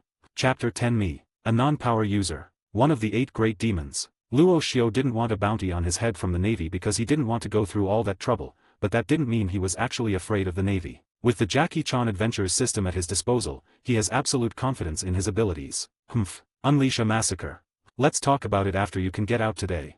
Seeing that Luo Xiu decisively refused him, Colonel Mouse stopped pretending. He waved his hand at his soldiers. Fire. At once, the naval soldiers, who had been waiting in ambush, pulled the triggers. Bang bang bang. The dark bullets shot out of the barrel in an instant, sparks flying everywhere. Careful. Seeing Luo Xiu surrounded by more than a dozen guns, Nami closed her eyes in fear and dared not watch. However, Roshi Foucault was completely unconcerned about the firearms carried by these naval soldiers. In his past life, someone told him that if a human is fast enough, they can completely dodge bullets. He would definitely think that the other person hadn't even studied physics, that they were a slacker who had slipped through the net of compulsory education, and then add the label of idiot. But now, he won't do that, because he himself can really do it. Page 11. Dodging bullets? Just standard procedure. Call out. Just before the bullets arrived, Luo Xiu's figure vanished like a ghost, weaving through the dense barrage of bullets. The speed is outrageous. Upon seeing this, the mouse's small eyes, which were now only slits, suddenly widened, filled with terror. In his vision, he could only catch a black blur, leaping sideways at an extremely fast speed. But soon, he was sweating profusely, and his legs were trembling. Because the soldiers surrounding Luo Xiu were falling one after another under this black phantom. The guns they had posed absolutely no threat to Luo Xiu. Soon, the dozen or so naval scum were cleared out. Damn it, how dare you kill a marine? Rat was filled with dread and forced himself to shout with trembling courage. But the next moment, he just shut up. Luo Xiu stood in front of the rat, his arm around the rat's neck, lifting him up. I gave you a chance. But you didn't cherish it. You can't kill me. I'm a naval captain. You'll have a bounty on your head from the Navy, and you'll be hunted for the rest of your life. The rat was so scared he almost peed himself. Only when he faced Qin Zhe did he realize how terrifying it was. If Qin Zhe hadn't been holding him, he would have knelt down right away. The person in front of me is very strong, several times stronger than Arlong. He didn't want to die. He still had a wonderful life to enjoy. He hadn't even had a chance to spend the money he had amassed over the years. He begged for mercy repeatedly, and the rat tried to use the Navy to pressure Luo Xiu. However, Roche was completely unmoved by the rat's words. I'll give you money, as much as you want. 5 million berries, 10 million, that's all I have. Please let me go. Seeing that Luo Xiu remained unmoved, only smiling at him without answering, the mouse panicked even more. Luo Xiu remained silent, but with a forceful twist of his arm, the only response he received was the sound of a neck being snapped. Aaron. Trying to run away. Luo Xiu tossed the rat away like trash. While Luo Xiu was dealing with the Navy, Arlong quietly made his escape. But how could this escape Roshi Foucault's eyes? Without any hesitation, Luo Xiu leaped into the air. It landed in front of Arlong, who was stumbling and running away. They escaped from the Grand Line to here, and now they're escaping again. If you dare kill me, the 7 warlords of the sea will definitely avenge me. Arlong roared fiercely at Luo Xiu. Jinbi is not as despicable as you. He rescued you and this is what he does. He's really disgracing your crew and your former captain, Tiger. Rosh said. The Shishibukai that Arlong mentioned was naturally Jinbi, his teammate who came from the Sun Pirates with him. However, Luo Xiu knew Jinbi's character. Although Jinbi had an inescapable responsibility for the many evils that Arlong had committed here, he was not someone who could not distinguish right from wrong. Moreover, even if Jinbi attacked him, Luo Xiu wouldn't care. Just a mere Shishibukai. How do you know all this? Upon hearing these words, Arlong deflated like a punctured balloon. Don't resist, I'll send you on your way. Luo Xiu picked up the Zanfan sword beside him. Who exactly are you? Arlong knew his fate was sealed, but he came from the Grand Line and knew what a true strongman was. He also knew that with Luo Xiu's current strength, he would eventually leave the East Blue, make a name for himself on the Grand Line, and become someone he could never become. But before he died, he wanted to know the identity of the person before him, and why he was in the weakest of the East Seas. Luo Xiu, a non-ability user, is one of the 8 great demons. As soon as he finished speaking, blood splattered, and half of the severed sword was embedded in Arlong's body. The overlord who has seized more than 20 villages in the East China Sea. Death. Witnessing Arlong's death, Nami could no longer hold back her tears. Wow, it was like a dam bursting. Tears streamed down her face. She had waited years for this moment. Belmel, can you see that? She murmured, looking up at the sky. Arlong is dead. The Arlong pirates are wiped out. Kokoyasi village is free. Luo Xiu wiped out the remaining people and then set a fire. Amidst the blazing fire, everything here turned to dust. This chapter is not finished yet, please click on the next page to continue reading the exciting content. An hour later, the news of the Arlong pirates' annihilation spread like wildfire to the surrounding villages. Upon hearing this joyous news, all the villagers of Kokoyasi village were overjoyed. They felt an unprecedented sense of exhilaration. Every household spread the news. From that day on, they no longer had to live in fear, and no longer had to be bullied by Arlong. At the same time, a man named Luo Xiao will forever be remembered in their hearts. 2 hours later, the dock in Kokoyasi village. Nami and the villagers of Kokoyasi gathered here, saying goodbye to one person. Everyone was holding some gifts, such as precious pendants, sewn handicrafts, or food. Goodbye, everyone. Luo Xiao stood at the bow of a sailboat, waved to the crowd, and asked for nothing in return. Nami didn't take the 100 million berries either. My purpose in coming here is simply for the third rabbit talisman and the command value. In a world where strength reigns supreme, enough money is enough. Too much will only bring unnecessary trouble. Now that the matter is settled, there is no need for him to stay any longer. After all, secrets can't stay hidden forever. Although they destroyed the Arlong pirates and those marines, his actions would still reach the navy. If we stay any longer, we might face a naval encirclement and suppression. What if one day you have nowhere to go? Kokoyasi village will always be open to you. Nami said, her eyes filled with tears as she watched Luo Xiao leave. From their first meeting at the clinic, to eliminating Arlong, and now their separation. Although we only spent a day and a half together. But Luo Xiao, without her realizing it, became an indelible person in her heart. Call. A gentle sea breeze blows, and the sailboat drifts with the wind, gradually disappearing into the distance. On the shore, Nami finally couldn't hold back her tears. After an hour of crying, her big, beautiful eyes were red and swollen from crying, and she finally managed to stop sobbing. Watching Luo Xiao disappear into the horizon, she made a silent vow in her heart. I must go to sea, draw a world map, and find you. Chapter 11. The next talisman. The Dragon Talisman. The tranquil sea surface is as calm as a mirror, without a ripple, like a smooth blue silk. The sea reflects the blue of the sky and the white of the clouds, as if the world consists of only this tranquil ocean. Page 12. A small boat, leaving a trail of ripples, moved slowly forward. Luo Xiao stood at the bow of the ship, facing the wind. 12 o'clock command value, huh? He muttered to himself. The bounty for completing the mission to kill Arlong is 120 million. As indicated by the system, you will receive 12 leadership points. In other words, a bounty of 10 million berries can be exchanged for 1 point of leadership value. Sigh. Damn expensive. Luo Xiao felt a toothache. Open the system space. Luo Xiao silently recited, and the space in his mind immediately appeared. In the space, 10 floating masks were shrouded in gray, but one of them emitted a faint red glow. The mask has 2 horns on its head, white eyebrows and beard, and lips as black as lacquer. Mask Terra. Rash's mind sharpened slightly, and a hint of joy appeared on his face. If it were you, then it would be worth the higher price. As those who have seen it know, there are a total of 10 masks in Jackie Chan Adventures, 9 of which represent 9 generals. Mantis Mask, General of the Mantis Regiment. Ninja Mask, Ninja Group General. Razor Mask, General of the Blade Corps. Bat Mask, Black Bat General. Sumo Mask, General of the Troll Clan. Samurai Mask, General of the Samurai Order. Squid Mask, Alien Corps General. Miniature Mask, General of the Shadow Eater Group. Crab Mask, General of the Hunter Claws. There is another piece, which belongs to Terra, the leader of these generals and also the leader of the Ghost Shadows. If the first thing to activate is the Terra Mask, the other masks won't be of much help. Luo Xiao thought to himself. It would be more suitable for other people to wear.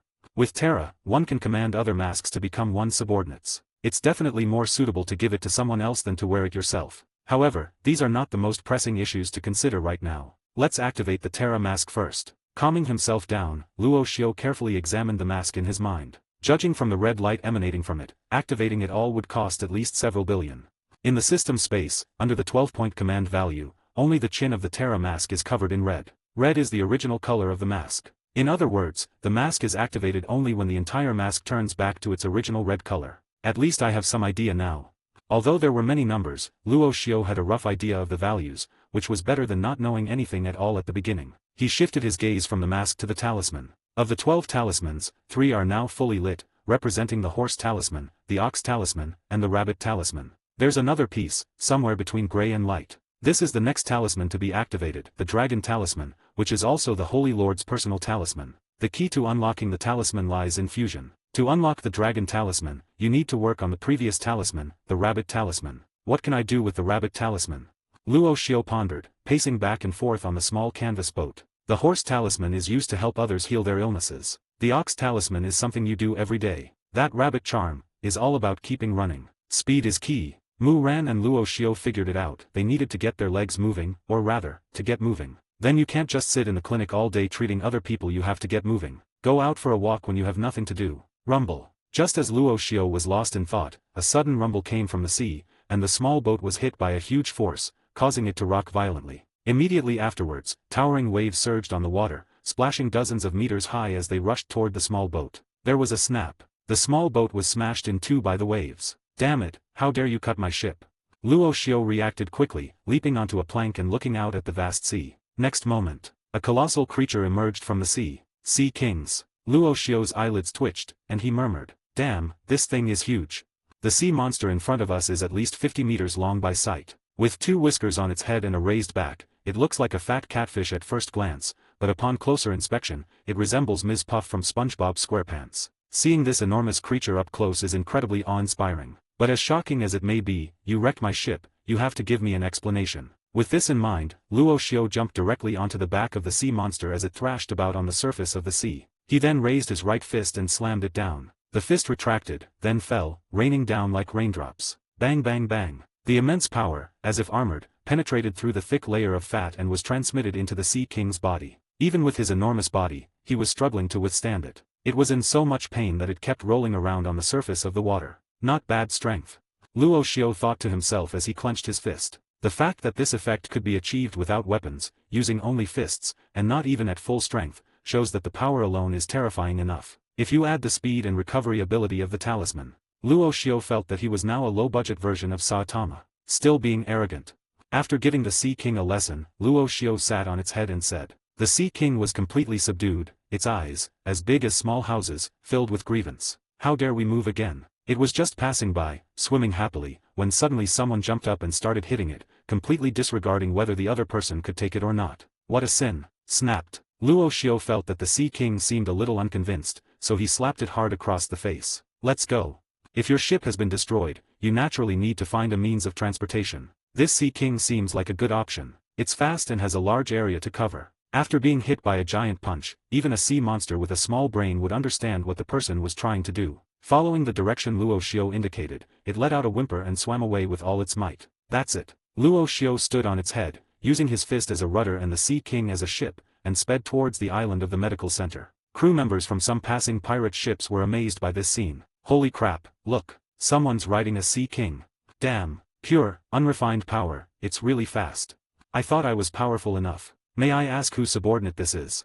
Chapter 12, A Bounty of 60 Million. Luo Xiao rode the Sea King and left Orange Town, but the fact that he killed the Arlong pirates and Colonel Rat did not disappear with his departure. Soon, news of one person annihilating 20 million pirates and marines spread from the 16th branch to the East Blue Naval Base. In Logue Town, East Blue, at the Naval Base, Navy Headquarters Captain Smoker, draped in a cloak symbolizing justice and with a cigar dangling from his lips, sat relaxed in his office chair. The East Blue, being the weakest of the 4 seas, has pirates whose strength is far inferior to that of the Grand Line and the New World. Naturally, there were very few pirates causing trouble in the East China Sea. There are very few situations where Smoker needs to get involved. Being stationed in the East China Sea is incredibly easy. Burp burp, burp burp. Just then, the Den Den Mushi on the desk rang. Page 13. Smoker reached out and answered the phone, his expression remaining calm. Colonel Smoker, the branch's rat colonel, has been murdered. The branch major's trembling voice came from the other end of the phone, as if he had witnessed some great horror. What?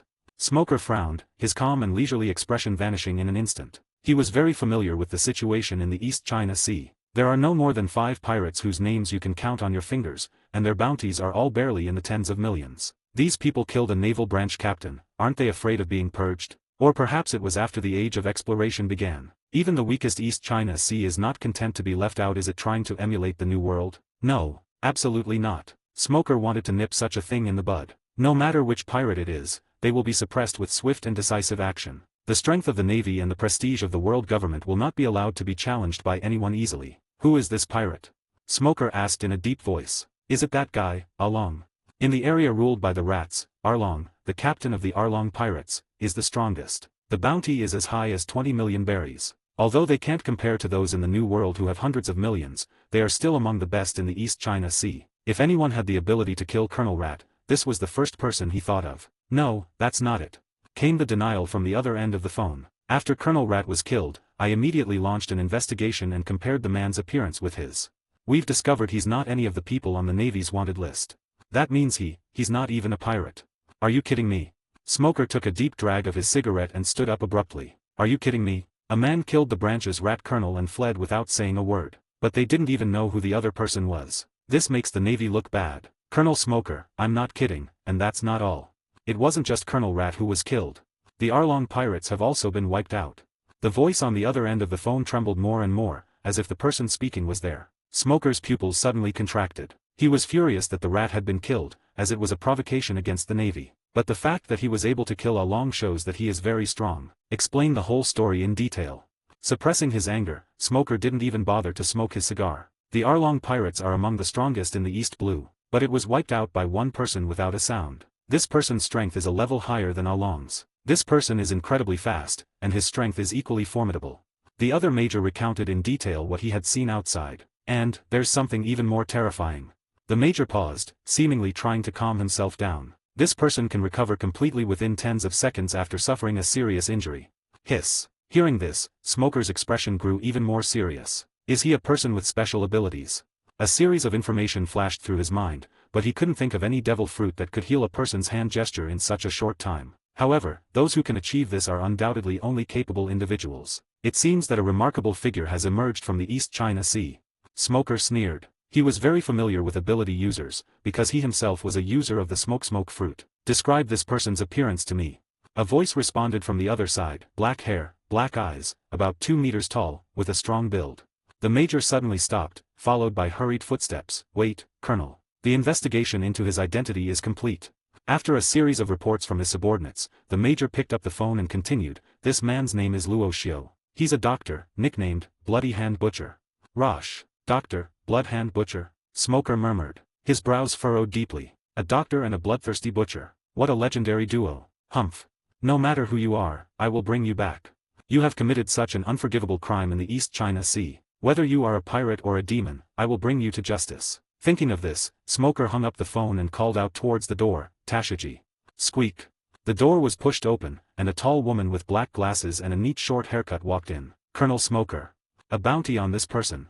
Smoker handed the drawing to Tashiji. Who is this person? She glanced at him and thought he was nothing special. He single-handedly slaughtered the branch's rat colonel and wiped out the Arlong pirates. Hissed. Tashiji couldn't help but gasp. To accomplish all this single-handedly might not be unusual in the Grand Line or the New World, but it is extremely rare in the East China Sea. This person is incredibly powerful. So, how much should the reward be? 60 million. After a moment of silence, Smoker gave his answer. 60 million, 60 million. Tashiji was somewhat surprised. In the small East China Sea, the highest bounty is only 20 million. Even across the entire world, there is no pirate with a bounty exceeding 30 million. The moment this person appeared, he instantly seized the throne of the most wanted bounty in the world. After Tashiji left, Smoker picked up another Den Mushi, heading towards Naval Headquarters. Chapter 13. The Navy Headquarters Reaction. Naval Headquarters, Headquarters Office. Sengoku was dealing with the complicated documents about the sea area that had come to him, while Garp sat to the side, yawning. Just then, the Den Mushi on the table rang. Sengoku answered the phone. It was Smoker calling. Okay, got it. After listening for a while, Sengoku hung up the phone. Set the new world of a newcomer at 60 million. Garp. What do you think about this? 60 million? Not bad. Garp still looked indifferent. Pirates with bounties of 60 million koi appear from time to time in the New World and the Grand Line, which really doesn't interest him. You rascal. Sengoku looked at his carefree old friend Garp with a helpless expression. What if I told you this person came from the East China Sea? East Blue.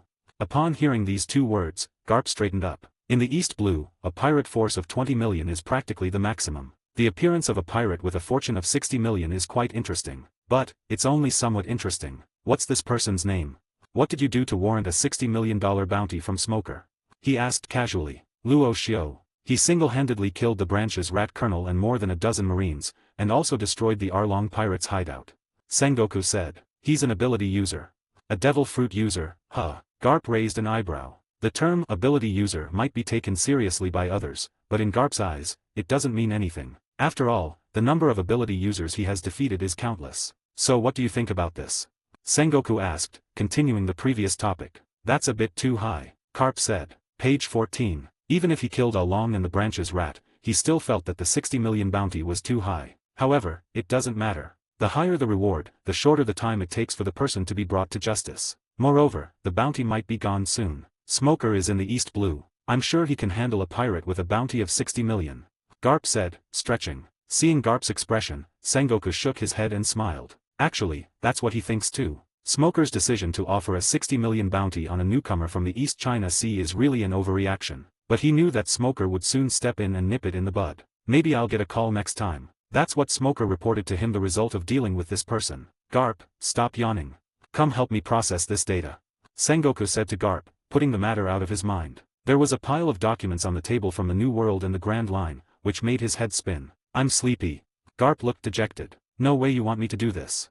He dozed off as he was talking. Sengoku's lips twitched. He truly had no way to deal with Garp. He lowered his head and continued organizing his busy work. What they didn't know was that after this man named Luo Shio would cause them endless headaches, keeping them up at night with worry. Kokoyasi village. On a scenic street, Nami, with a small basket tucked into her waistband, was skipping along, humming a cheerful tune. Her red and swollen eyes couldn't hide the happiness on her face. Since the Arlong pirates were defeated, their village has returned to its former peace, and everyone has felt an unprecedented happiness. The joy of life made Nami realize how wonderful the world is. But just then, a commotion ahead caught her attention. Oh my god, a bounty of 60 million. What are we going to do?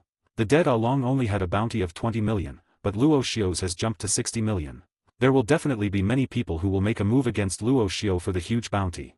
Luo Shio. Bounty, 60 million. Upon hearing these words, the excited expression on Nami's face immediately vanished. And many more. What you're saying? Nami squeezed into the crowd and took out a poster. The image of Luo Shio was prominently printed on it, along with the bounty of 60 million below. How so? Luo Shio has a bounty of 60 million. There was a snap. The basket hanging from her waist fell off. Nami murmured somewhat blankly. Yes, it's because they killed those Marines. She quickly realized. It was precisely because of this that she suddenly felt guilty. If it weren't for myself, if it weren't for wanting to kill Arlong, then Luo Shio wouldn't have killed the Marines. And they won't be considered pirates and have a bounty on their heads. On the vast ocean, a sea king is moving at high speed. If someone looks closely, they will find that there is actually a person standing on it. A bounty of 60 million. The Navy really thinks highly of me. Luo Shio said, raising an eyebrow as he held a wanted poster in his hand. In the sky, many messenger gulls were flying back and forth, scattering countless bounty notices. Luo Shio was actually mentally prepared to be wanted by the Navy. But I really didn't expect the amount to be set at 60 million. Never mind. Improving my strength as soon as possible is the priority. Luo Shio threw the bounty poster into the sea, shrugged, and muttered to himself. Compared to the bounty, improving your own strength is the real key. No matter how much you order, it's all nonsense if you can't get it. Arrive. At this moment, the outline of a small island appeared not far in front of Luo Shio. This is where he opened his clinic, which can be considered Luo Shio's first home in the pirate world. He punched the Sea King, signaling it to pull over and stop. Look there, holy crap. It's a Sea King. What's going on? How did Sea Kings get here? It's huge. Run. The Sea Kings are definitely about to attack. Some residents on the island's edge turned pale with fright when they saw the Sea King suddenly approaching. Wait, there's another person standing up there. Hey, isn't that our island's doctor, Rosh? Why is he riding a Sea King? Hiss, it really is Luo Shio. When they saw Luo Shio standing on the Sea King, their initial panic subsided considerably. Luo Shio leaped off his back, stepped ashore, and nodded to them in greeting. Luo Shio had treated most of these people, so he had become somewhat familiar with them. Afterwards, Luo Shio went to his clinic, packed up his things, and hung up a sign outside. Temporarily closed. The Navy has put a bounty on his head. He obtained the rabbit talisman. There is no longer any need to continue operating the clinic. After closing the door of the clinic, Luo Shio quietly left the island. Chapter 14 Alvida. News of the devil fruit. Time flies, and a month has passed in the blink of an eye. In a sea area of the East China Sea, a figure as fast as lightning swept across the sea, leaving behind a cloud of white mist. Something just suddenly whizzed past. Okay, it looks like a person. Some fishermen fishing along the coast watched this bizarre scene with astonishment. Luo Shio paid no attention to the reactions of these people. His legs left after images as he continued to increase his speed. The condition for activating the next dragon talisman is to fuse the rabbit talisman to a certain extent. The ocean is vast and boundless, with no obstacles, making running on its surface an excellent choice. A month has passed.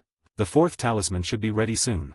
Luo Shio murmured softly. The rabbit talisman in the system space has been gradually increasing in brightness over this period of time due to its tireless efforts. It's just one step away from the critical value.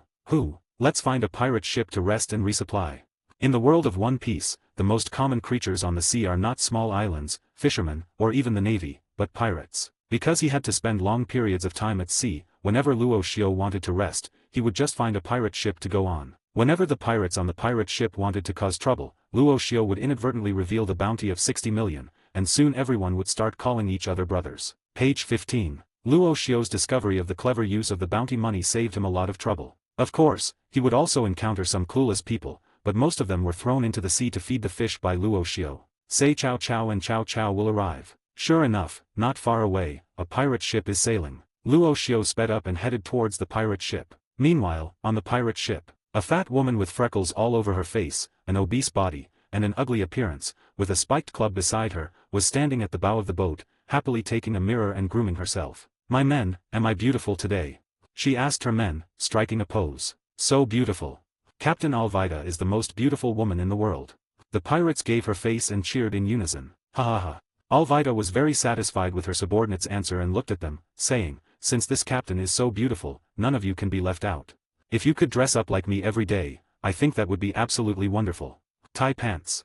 The pirates shouted, raising their hands. Alvida, captain of the Alvida pirates, is a woman who greatly admires beauty and considers herself the most beautiful woman on the sea. This can be seen from the fact that she decorated the pirate ship with goose heads and hearts. At this point, however, she had not yet eaten the slippery fruit. It's really not something to be proud of. Just as Alvida was basking in her own beauty, a short young man with pink hair and round glasses rushed to her side in a panic. "Captain Alvida.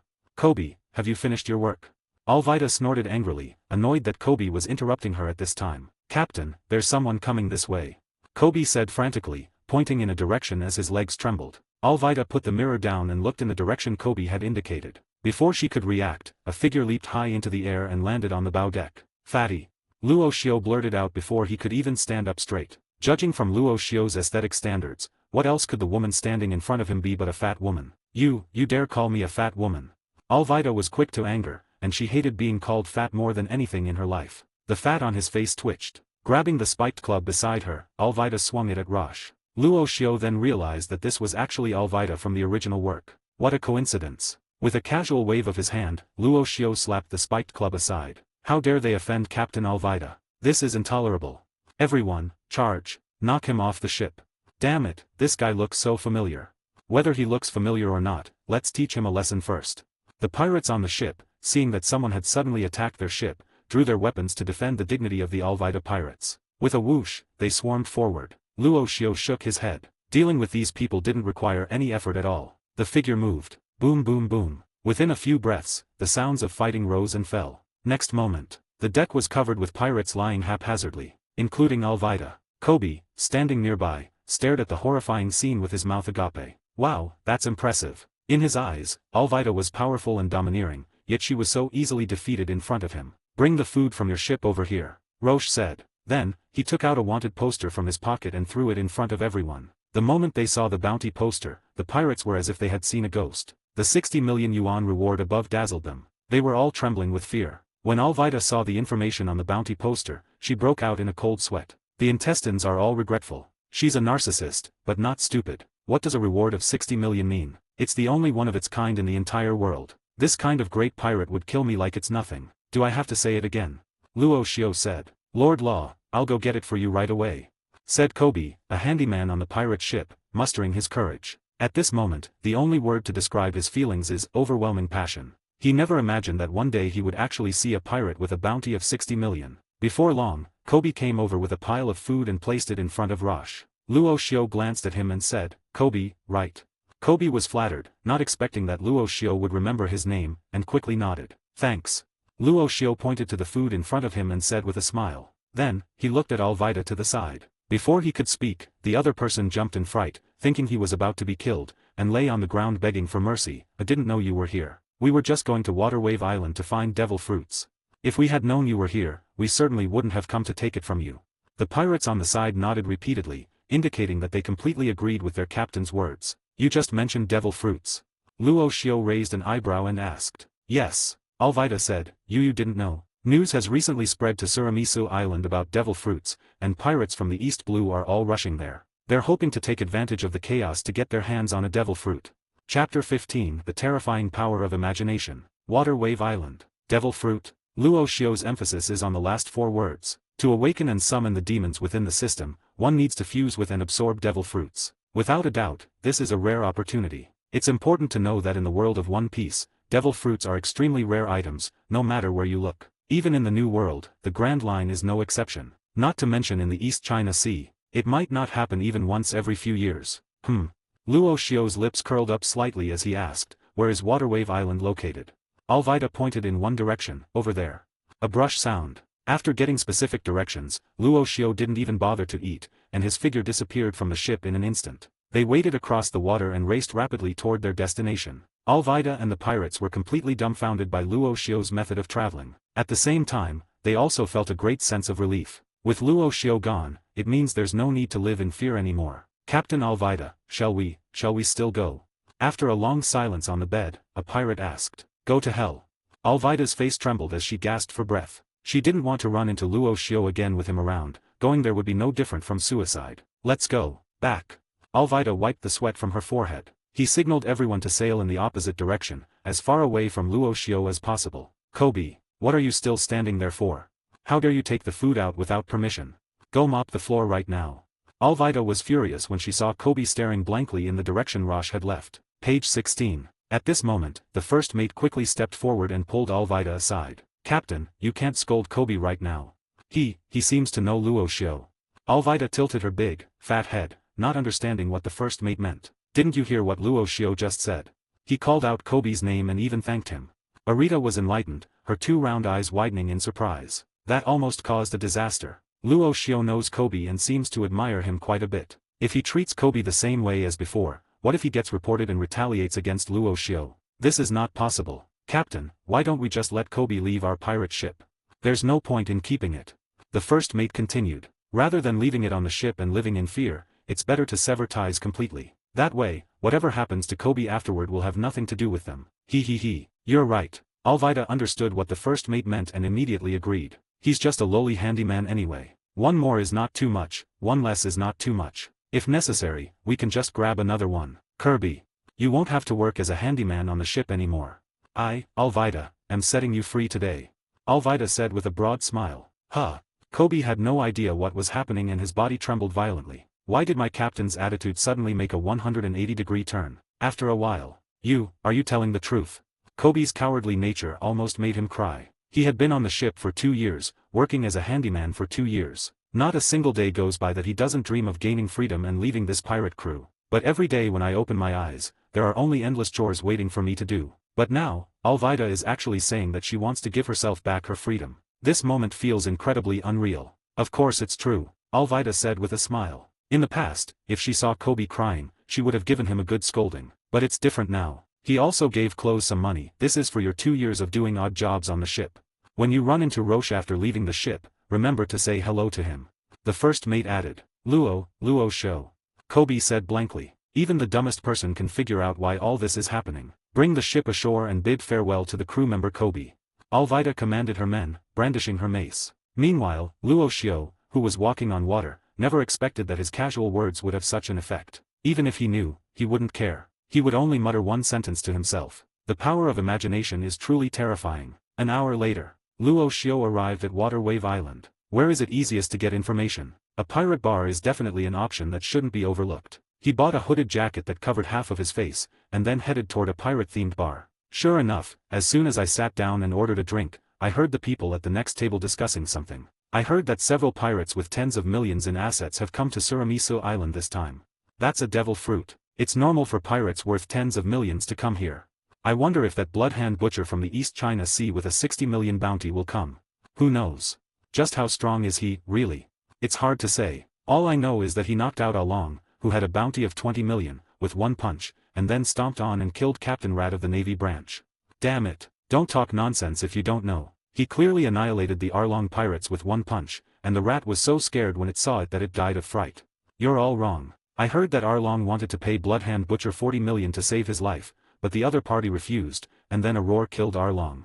Upon hearing this, the other pirates at the table felt their hair stand on end and a chill run down their spines. Luo Xiu, who was listening from the side, couldn't help but twitch at the corner of his mouth. What is this all about? That's an outrageous rumor. Moreover, there was no useful information at all. Boom boom boom. Just then, hurried footsteps could be heard outside, accompanied by a few disorderly shouts. A devil fruit has appeared.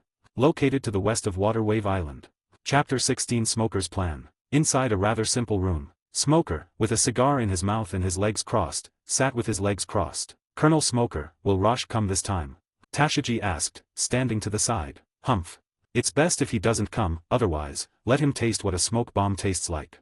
Smoker sneered. After issuing the bounty, he led his men to Luo Shio's former clinic. But he found that the place was already empty. Reluctantly, they returned home. Within a month, he deployed manpower on various islands in an attempt to find Luo Shio's whereabouts. Even with such a thorough search, not a single piece of information came up. Luo Shio seemed to have simply vanished. This has driven him to the brink of a breakdown these past few days. The planned 3-day arrest operation has been indefinitely delayed. No matter what he did, he couldn't have imagined that Luo Shio had been experiencing speeds of 70 miles per hour at sea for more than a month. However, even if Luo Shio doesn't come, let's wipe out those damned pirates.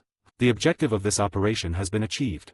Smoker said, taking a deep drag on his cigar. The claim that there are devil fruits on Mizuha Island was just a statement Smoker deliberately made to lure the pirate Kogora. There's no fruit here, but plenty of warships. It's almost time. The words fell. Smoker shook off his cigar, picked up his weapon jit, and walked out the door wearing a cloak that symbolized justice. Waterwave Island. The western region was bustling with activity at this time. Upon hearing the news, pirates from all over gathered here. For a small-time pirate in the East China Sea, the allure of devil fruits, which exist only in legends, is immense. Many of the stronger pirates, brandishing their weapons and leading their crews, began to take over positions. Komodo. I didn't expect you to be here too. I advise a brat like you to leave as soon as possible. Ha ha ha. Marok, I'm determined to get this devil fruit. If you dare to try and take it from me, I'll chop you up too. You two are truly disgusting. Devil fruits require immense strength to possess. If you dare touch them, I won't hesitate to hunt you down to the bitter end. Page 17. A pirate nearly 4 meters tall, with a long beard and wielding a giant hammer, chuckled. The other two pirates' eyes flashed with intense killing intent when they saw this guy coming. The giant hammer pirate is named Ridu, and he is the pirate with the highest bounty in the entire East Blue, except for Arlong and Krieg. Of course, right now Luo Shio is number 1. The bounty on Ridu's head by the Navy is 15 million berries. The other two have bounties of 12 million and 11 million respectively. All three are pirates with bounties exceeding 10 million. Placed anywhere in the East China Sea, it would be enough to shake the ocean. Their gathering here made the other smaller pirates hesitant to approach. Ha ha ha, what a joke. If I got a devil fruit, do you think I'd be afraid of you?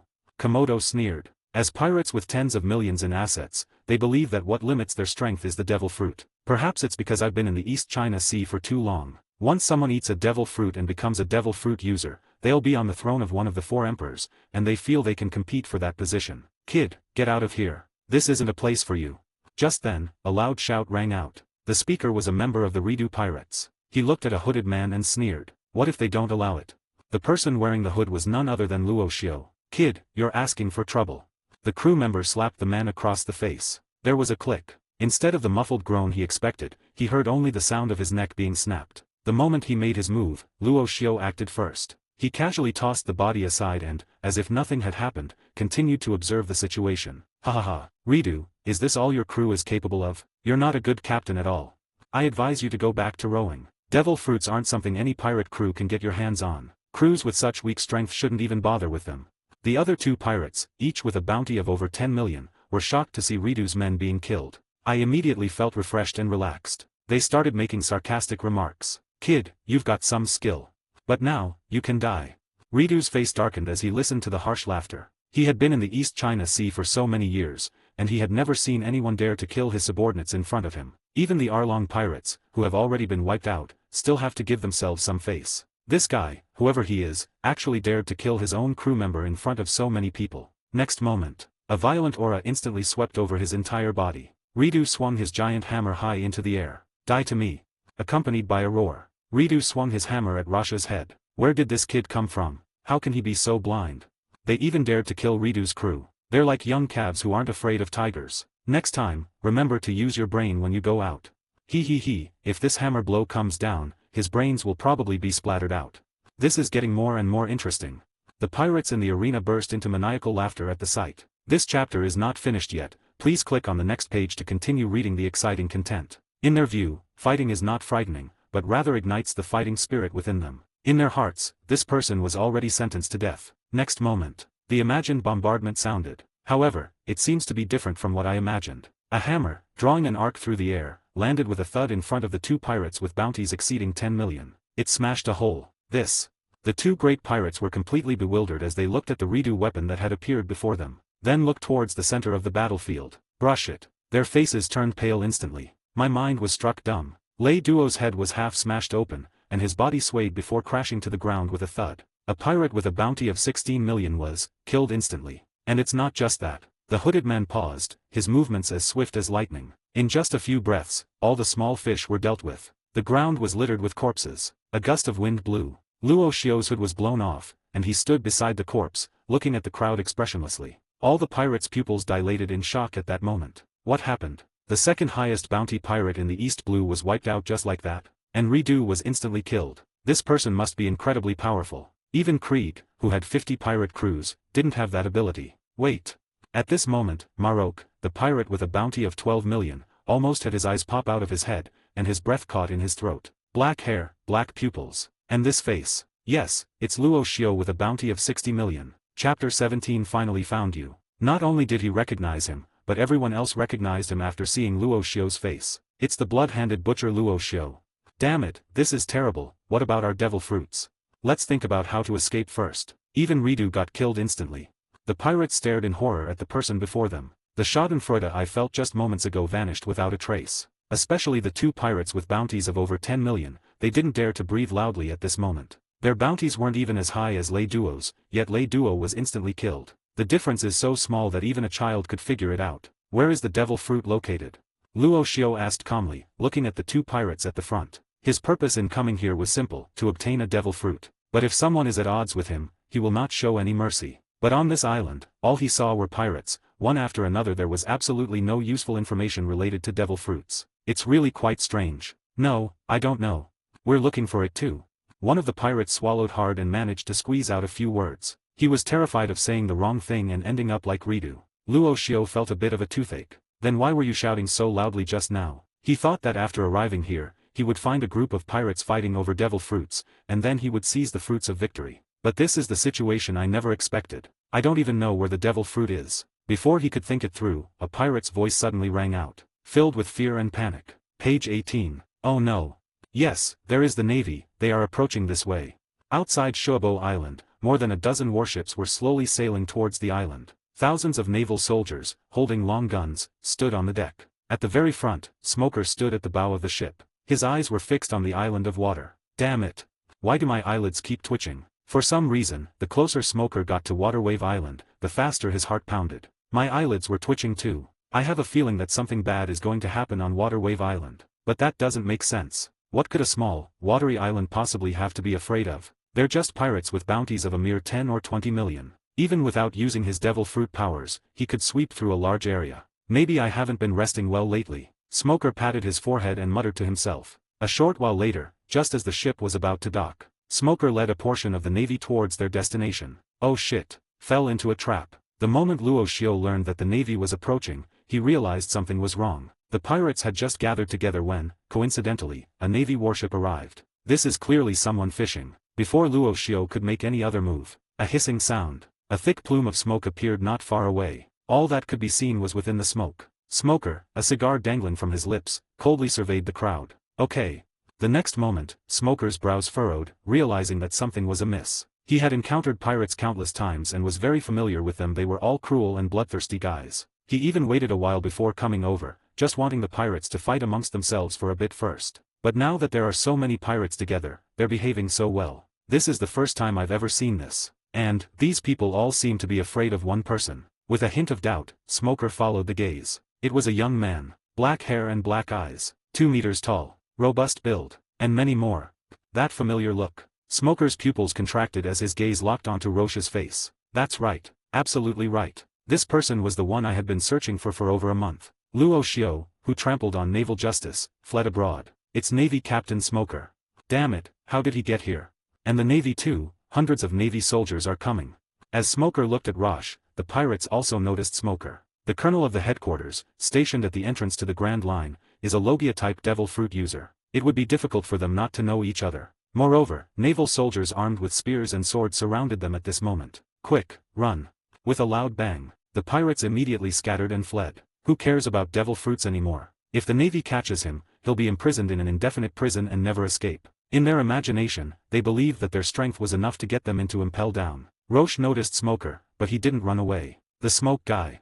Smoker. A guy who's invincible in the early game but becomes a punching bag later on. Without a doubt, all of this was orchestrated by him. I made a wasted trip. This matter cannot be left unresolved. Luo Xiao, I've finally found you.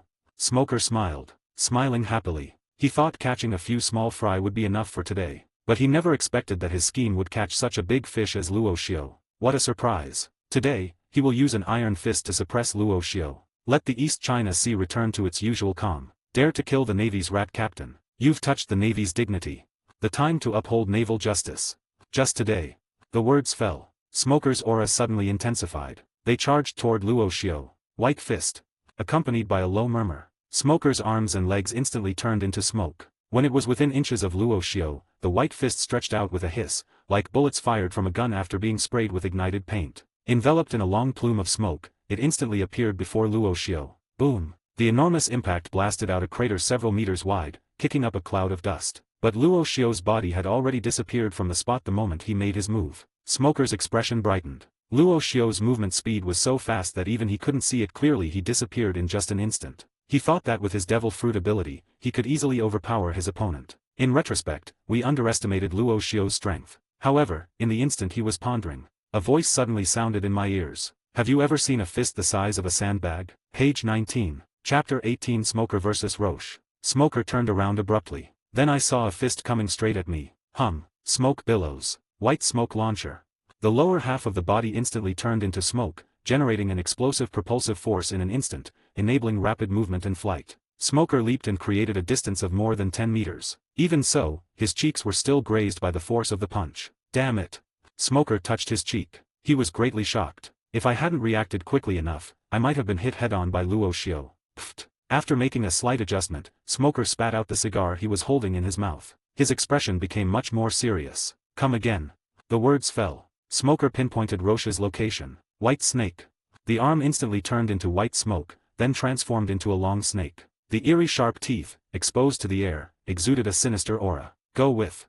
With a loud shout, the long white snake moved as if it were an arm, lunging towards Luo Xiao. It seemed to want to devour everything. The other side. Luo Xiao remained expressionless in the face of the devil fruit user's attack. An attack of this magnitude does not pose a threat to oneself. Think about this. His body sank. A wisp of hot air escaped from the corner of his mouth, propelling the power of the talisman towards his palm. Boom! His knotted muscles instantly swelled up a size. At the same time, spread your arms out and make palms with your 5 fingers. Next moment, he slammed his palms together in the middle. In the instant the long snake of white smoke lunged forward. A violent wave of energy surged forward from Luo Xiao's palms. The air was instantly compressed by the power of the bull talisman, and then released. The resulting shockwave was enough to destroy everything in front of it. The white snake was blown away the moment it touched it. Like a cigarette placed in front of a powerful electric fan, it turned to ashes. By man. Seeing that his attack was so easily neutralized by Luo Xiao, Smoker's expression grew increasingly grim. Without any hesitation, the power of the natural fruit was activated once again. The smoke that had dissipated in the air quickly condensed again. Giant, spiral-shaped vines of smoke extend out. They wanted to capture Luo Xiao. It's smoke again. See this scene. Luo Xiao frowned, too lazy to bother with Smoker. His body shot backward. The speed of the rabbit charm caused Smoker's attack to miss completely. Ha ha ha. Well done, Colonel Smoker. I knew it. Roche would never be a match for the Colonel. A mere pirate dares to challenge our Colonel? He's utterly courting death. After all, he is the disciple of the old naval instructor, Lord Zephyr, who is stationed in the East China Sea. Colonel Smoker will win. Justice will prevail. Meanwhile, the Marines who were fighting the pirates saw that Roche had been defeated by Smoker. I thought Smoker had gotten a great deal. I was suddenly excited. The shouts and cheers boosted the morale of the Navy. Originally, the situation was somewhat evenly matched with that of the pirates. Suddenly, there's a trend of it shifting to one side. However, Smoker showed no signs of relaxation or complacency. He squinted, looking at Luo Xiao in the distance with an extremely solemn expression. The naval soldiers couldn't tell just now. Can't you see it yourself? They weren't repelled at all. They didn't even get close to the enemy. At the same time, he was secretly shocked. Where did Luo Xiao come from? Terrifying speed and terrifying power, these two aspects alone are enough to place them among the strong. Furthermore, according to the reports, there is still a powerful self-healing ability that has not yet been demonstrated. Could it be that speed and strength are additional abilities granted by self-healing fruits? But what kind of devil fruit would have this effect? Smoker was somewhat puzzled. Luckily, I'm also an ability user, otherwise I would have been injured in that simple exchange. The bounty of 60 million was initially thought to be a bit too frivolous, but now it seems it might even be too little. The strongest newcomer in the East China Sea, it truly lives up to its reputation. At the same time, he couldn't help but think of those supernovas who had shown their talents in the Grand Line and the New World. Portgas D, Ace and Cavendish, who already possessed the strength of a Shishibukai. He couldn't help but compare them. He then shook his head. We will definitely capture you and bring you back today. Otherwise, this ocean will have another supernova. He stared intently at Luo Xiao. Smoker let out a long breath. Since he's a devil fruit user. Then let's try this. He drew his weapon, the jit, and held it in his hand. Smoker thumped his arms. The power instantly flowed into the bones of his hand. At the same time, Roche stood on a clod of earth, quietly watching Smoker. Logia-type devil fruits, what a hassle. He couldn't help but think to himself. The reason for keeping distance from Smogra is not for any other reason. Page 20. Instead, his own fists and feet could not cause any real damage to Logia-type devil fruit users. Fighting against an elementalized body is pointless. My dear, there is more to come after this chapter. Please click on the next page to continue reading. There will be more exciting chapters later. Unless you use your speed and strength advantage. Suppress with overwhelming superiority. However, when Roche saw Smoker draw his jit, he knew. No need to go to such lengths. The jit, with its top made of sea stone, is the greatest nemesis of devil fruit users. Smoker specifically put it there to deal with devil fruit users. However, he never expected that one day this effect would be applied to himself. Right now, Smoker moved. His legs turned into smoke again, spewing out waves of air. The speed increased by more than one level in an instant. He held the 10 hands in his grasp and slashed down fiercely at Luo Xiao. Boom! The strike missed its mark. Only a fleeting afterimage remained in the same spot. And a large pit, several meters in diameter, was left on the spot. Suddenly, Smoker broke out in a cold sweat. Brush! Behind me, a gust of wind whistled past. Almost subconsciously, Smoker flipped his wrist and stabbed backward. Boom! A muffled groan was heard. Smoker's face immediately lit up with joy. Bingo! With years of combat experience, he knew very well what that voice meant. This is the unique muffled sound produced when a weapon collides with flesh. A casual strike of his own. He actually managed to hit Luo Xiao. And it turned out just as he had thought. The moment Smoker turned around, Luo Xiao's figure came into view. And, the 10 hands, crafted from sea stone, were pressed against his chest. Ha ha ha. Luo Xiao. Pay the price for your actions. Chapter 19. You're not an ability user. Sea stone, the greatest nemesis of devil fruit users. Once restricted, one cannot use the abilities of a devil fruit. Not only that, even more seriously, it can affect the most basic actions. My whole body felt weak and limp. Smoker looked at Roche, who was restrained by the jit, and felt confident of victory. He didn't believe that people who ate devil fruits were restricted by sea stone. What other tricks could they possibly pull? However, things always backfire too quickly. Next moment, Smoker's eyes widened, and he suddenly sensed that something was wrong. Before his eyes, Luo Xiao not only showed no signs of discomfort, but also revealed a strange smile. Hiss! Instantly, Smoker felt a chill run down his spine. I felt very uneasy. With a sudden surge of power, he tried to pull the 10 hands back. However, things backfired. At this moment, his weapon, the 10 hands, was being held in Luo Xiao's hand. A tremendous force came from above. Smoker found his strength to be like a mayfly trying to shake a tree, completely ineffective. How is this possible?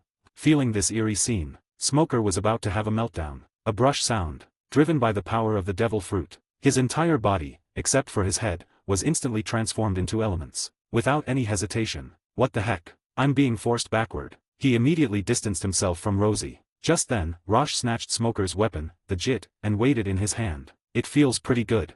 Then, he looked at Smoker, who had transformed into his elemental form and created some distance between them, and said calmly, my turn.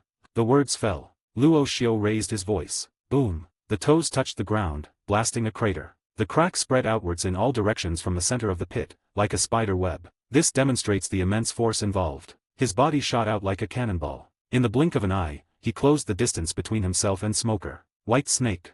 Feeling the whooshing sound of something tearing through the air behind him, Smoker roared angrily. A long swirl of smoke shot out swiftly, attempting to stall Luo Xiao for a while. However, Luo Xiao dodged slightly, and the snake missed its target. 6 styles, shave.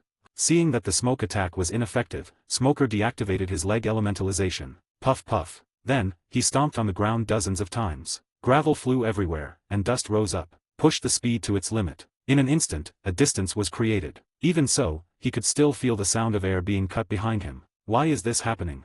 Smoker's brow furrowed into a deep frown. He was greatly puzzled. He simply couldn't understand why Luo Xiao wasn't affected at all after being restrained by Jitsu. Page 21. It can still unleash terrifying speed. Could it be a problem with the Sea Stone? No, this is impossible. Sea Stone can limit the power of ability users. This is a consensus reached throughout the entire ocean. Countless examples have proven this point. But what is the reason for that? Suddenly, Smoker's eyes narrowed. A guess came to mind. Could it be that Luo Xiao isn't a power user at all? Suddenly, his eyes widened in disbelief, and the more he thought about it, the more convinced he became. My heart felt like it was being churned by a raging storm. Even someone without special abilities can achieve this level of skill. The impact was even greater than that from the ability user. It was at this time. There was a bang. Luo Xiao's figure descended from the sky and landed in front of him. You're not an ability user. Smoker stared at Rosh, who was blocking his way, his face contorted with shock, and he practically forced out the words through clenched teeth. Anger even spilled from his eyes. You lied to me. Luo Xiao frowned involuntarily. When did I ever say I was a person with superpowers? That's what you think. However, he couldn't be bothered to explain to Smoker. The 10 hands clasped in his hands, his arms rising and falling. He slashed at Smoker. White Gale.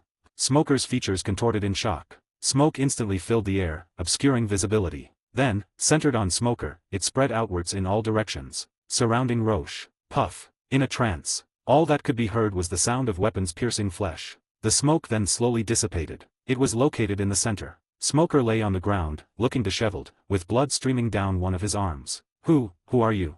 His moves were instantly countered by Luo Xiao, but Smoker, completely ignoring the pain from the hole in his arm, gritted his teeth and asked. He suddenly rose to prominence in the East Blue, first killing Colonel Tiger, and then wiping out the Arlong pirates. Now he's been battling with himself for so long without losing ground. He simply couldn't figure out where such a person came from. And why was there absolutely no news about Roche before this? It was as if it appeared out of thin air. Most importantly, the person with such speed and strength is not a devil fruit user. Who exactly is he? Luo Xiao, one of the 8 great demons. If you call me Holy Lord, I can bear it. Luo Xiao threw the shattered 10 hands aside and said coldly. One of the 8 great demons? This chapter is not over. Please click on the next page to continue reading. Holy Lord. These 2 extremely unfamiliar words popped into Smoker's mind. The stab left his mind blank. He stood there, stunned. What is this and what? Never heard of it. Luo Xiao looked at Morgans, who had a bewildered expression, but did not offer any further explanation. The weapon Jit is broken, and the devil fruit is another deception. While Logia devil fruit users can be severely injured, completely eliminating them without the aid of Haki is still quite difficult. Moreover, eliminating Smoker would not benefit him in any way. Think about this. Luo Xiao took a step forward, sneered, and left. Asshole. Stop looking down on people. You think you've beaten me? Seeing that Roche was about to leave, Smoker suddenly stood up and shouted angrily. Are you kidding me? I, Smoker, am a distinguished Navy captain. Zifa's favorite disciple. He was considered a prominent figure within the Navy headquarters. When Vice Admiral Garp comes to investigate, he always has to laugh with me. How could I let you escape right under my nose? Absolutely not. The battle is not over yet, and I have not lost. As long as there is one breath left, we will fight to the very end. Moreover, Tashiji is coming soon with a large force if we just stall for a little longer. Luo Xiao remained unmoved. I couldn't be bothered with Smoker. Haha, you think running away this time will end it all? I'll chase you to the ends of the earth, I'll find you. I don't care if you're one of the 8 great demons or some kind of holy lord, you'll all be trampled under my feet by Smoker. Smoker roared. Snapped. Upon hearing this, Luo Xiao, who had already moved some distance away, stopped in his tracks. For some reason, an idea kept popping up in my subconscious. It's about thoroughly humiliating Smoker. Turning to look at Smoker, who was panting heavily, Rasha's eyes twitched slightly. A pair of dark, sharp eyes were raised. Next moment, boom. Centered on Luo Xiao's location, spiderweb-like cracks appeared, creating a crater 10 meters in diameter. His figure moved with incredible speed, streaking across the sky like a dazzling ray of light. Moment. It landed right in front of Smoker. The fist, carrying immense force, crashed down like a mountain, aimed directly at Morgans. Just in time. Chapter 20 Terrifying Suppressive Force. Smoker smirked. Without the 10 hands, how could your attack possibly hurt me? White Fist. With his hands transformed into elemental forms, Smoker unleashed his white fists at Roche. He relied on the power of his devil fruit. He showed no fear of going toe-to-toe with Roche. Page 22. In less than a breath, Roche and Smoker's attacks collided. Only, this time, Smoker sensed a profound difference. The whitened fists, though not directly harmed by the opponent, but, yet an extremely heavy force emanated from Luo Xiao's hands. It was like a mountain crashing down on us. The shockwave from the point of contact spreads out and then travels throughout the body. Sigh. A sudden, inexplicable swelling and pain shot through my body. Smoker's face was extremely grim. I was deeply shocked. Even without the JIT technique, I was actually affected by the opponent. Although it's not enough to cause injury, it's not a good sign. You have to understand that devil fruit users are practically invincible to ordinary people. Without the limitations of seawater, sea stone, and domineering aura, it is invincible. But before he could think about it any further, he realized that. Why was the other party able to achieve this effect? Luo Xiao threw another punch, interrupting his thoughts. The force was equally heavy. Puff. Smoker reacted quickly, using his devil fruit ability to turn into smoke at the point where the opponent's fist would land. Another explosion rang out. Bang bang bang. Then, in just a few moments, a series of sounds frequently emanated from their collisions. A blast of air swept through, unleashing a torrent of energy. The center of the fight was a scene of utter devastation. With the added power and speed of Luo Xiao, the energy he unleashed was devastating. Everything is falling apart. The mountain collapsed into ashes, the trees shattered into dust, and even the air seemed to be affected, with white sonic booms rising from it. The ground where the battle raged was riddled with huge craters, and the earth and rocks were flying and exploding under the violent energy, shooting out in all directions like blades. Smoker, who fought against Roshifu, called. At this moment, my heart felt like it was being churned by 1,000 waves. Damn it. How so?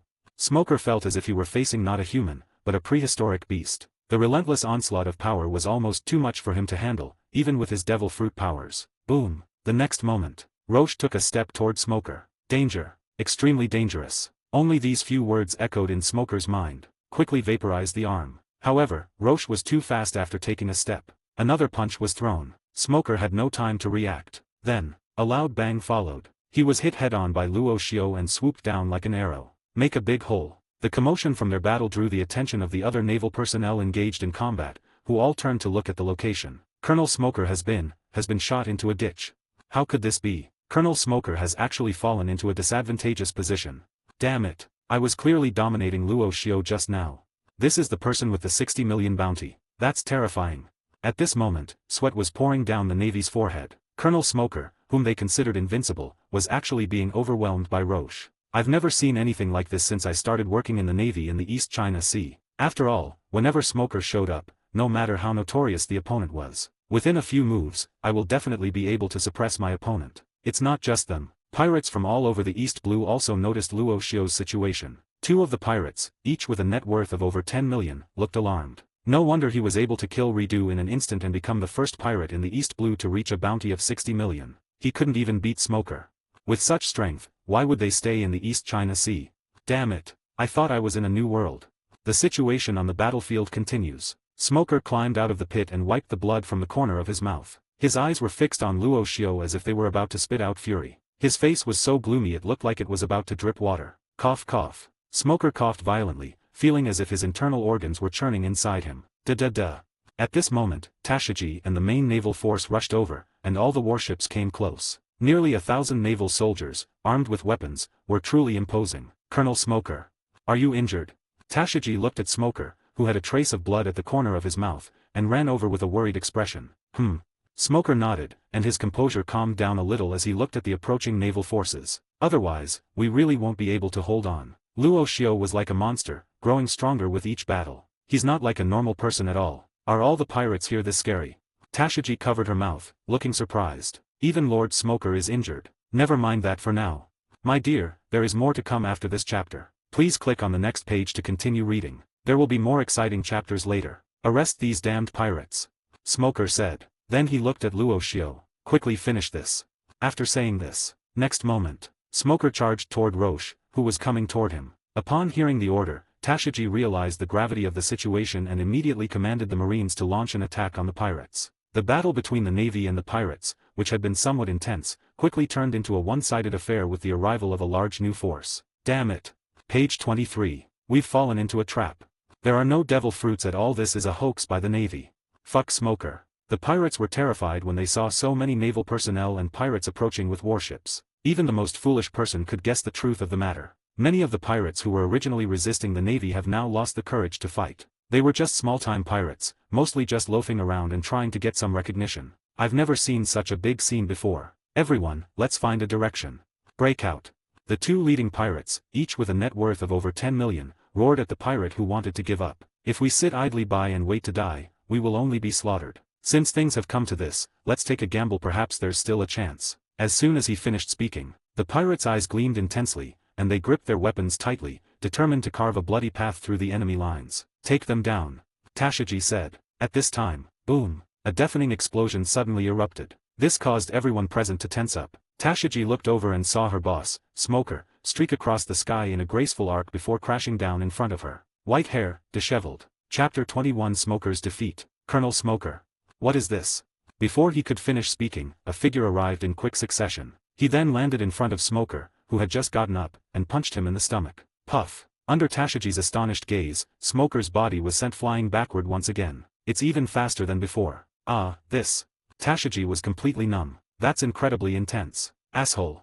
Smoker, who was sent flying backwards, was going crazy, his teeth grinding together. However, anger is useless. This is not making a movie, nor is it drawing animation. Anger, aside from making people lose their minds, does not provide any meaningful boost to strength. Before he could even land, another kick came. Smoker was struck dumb, his body curling up like a shrimp. White snake.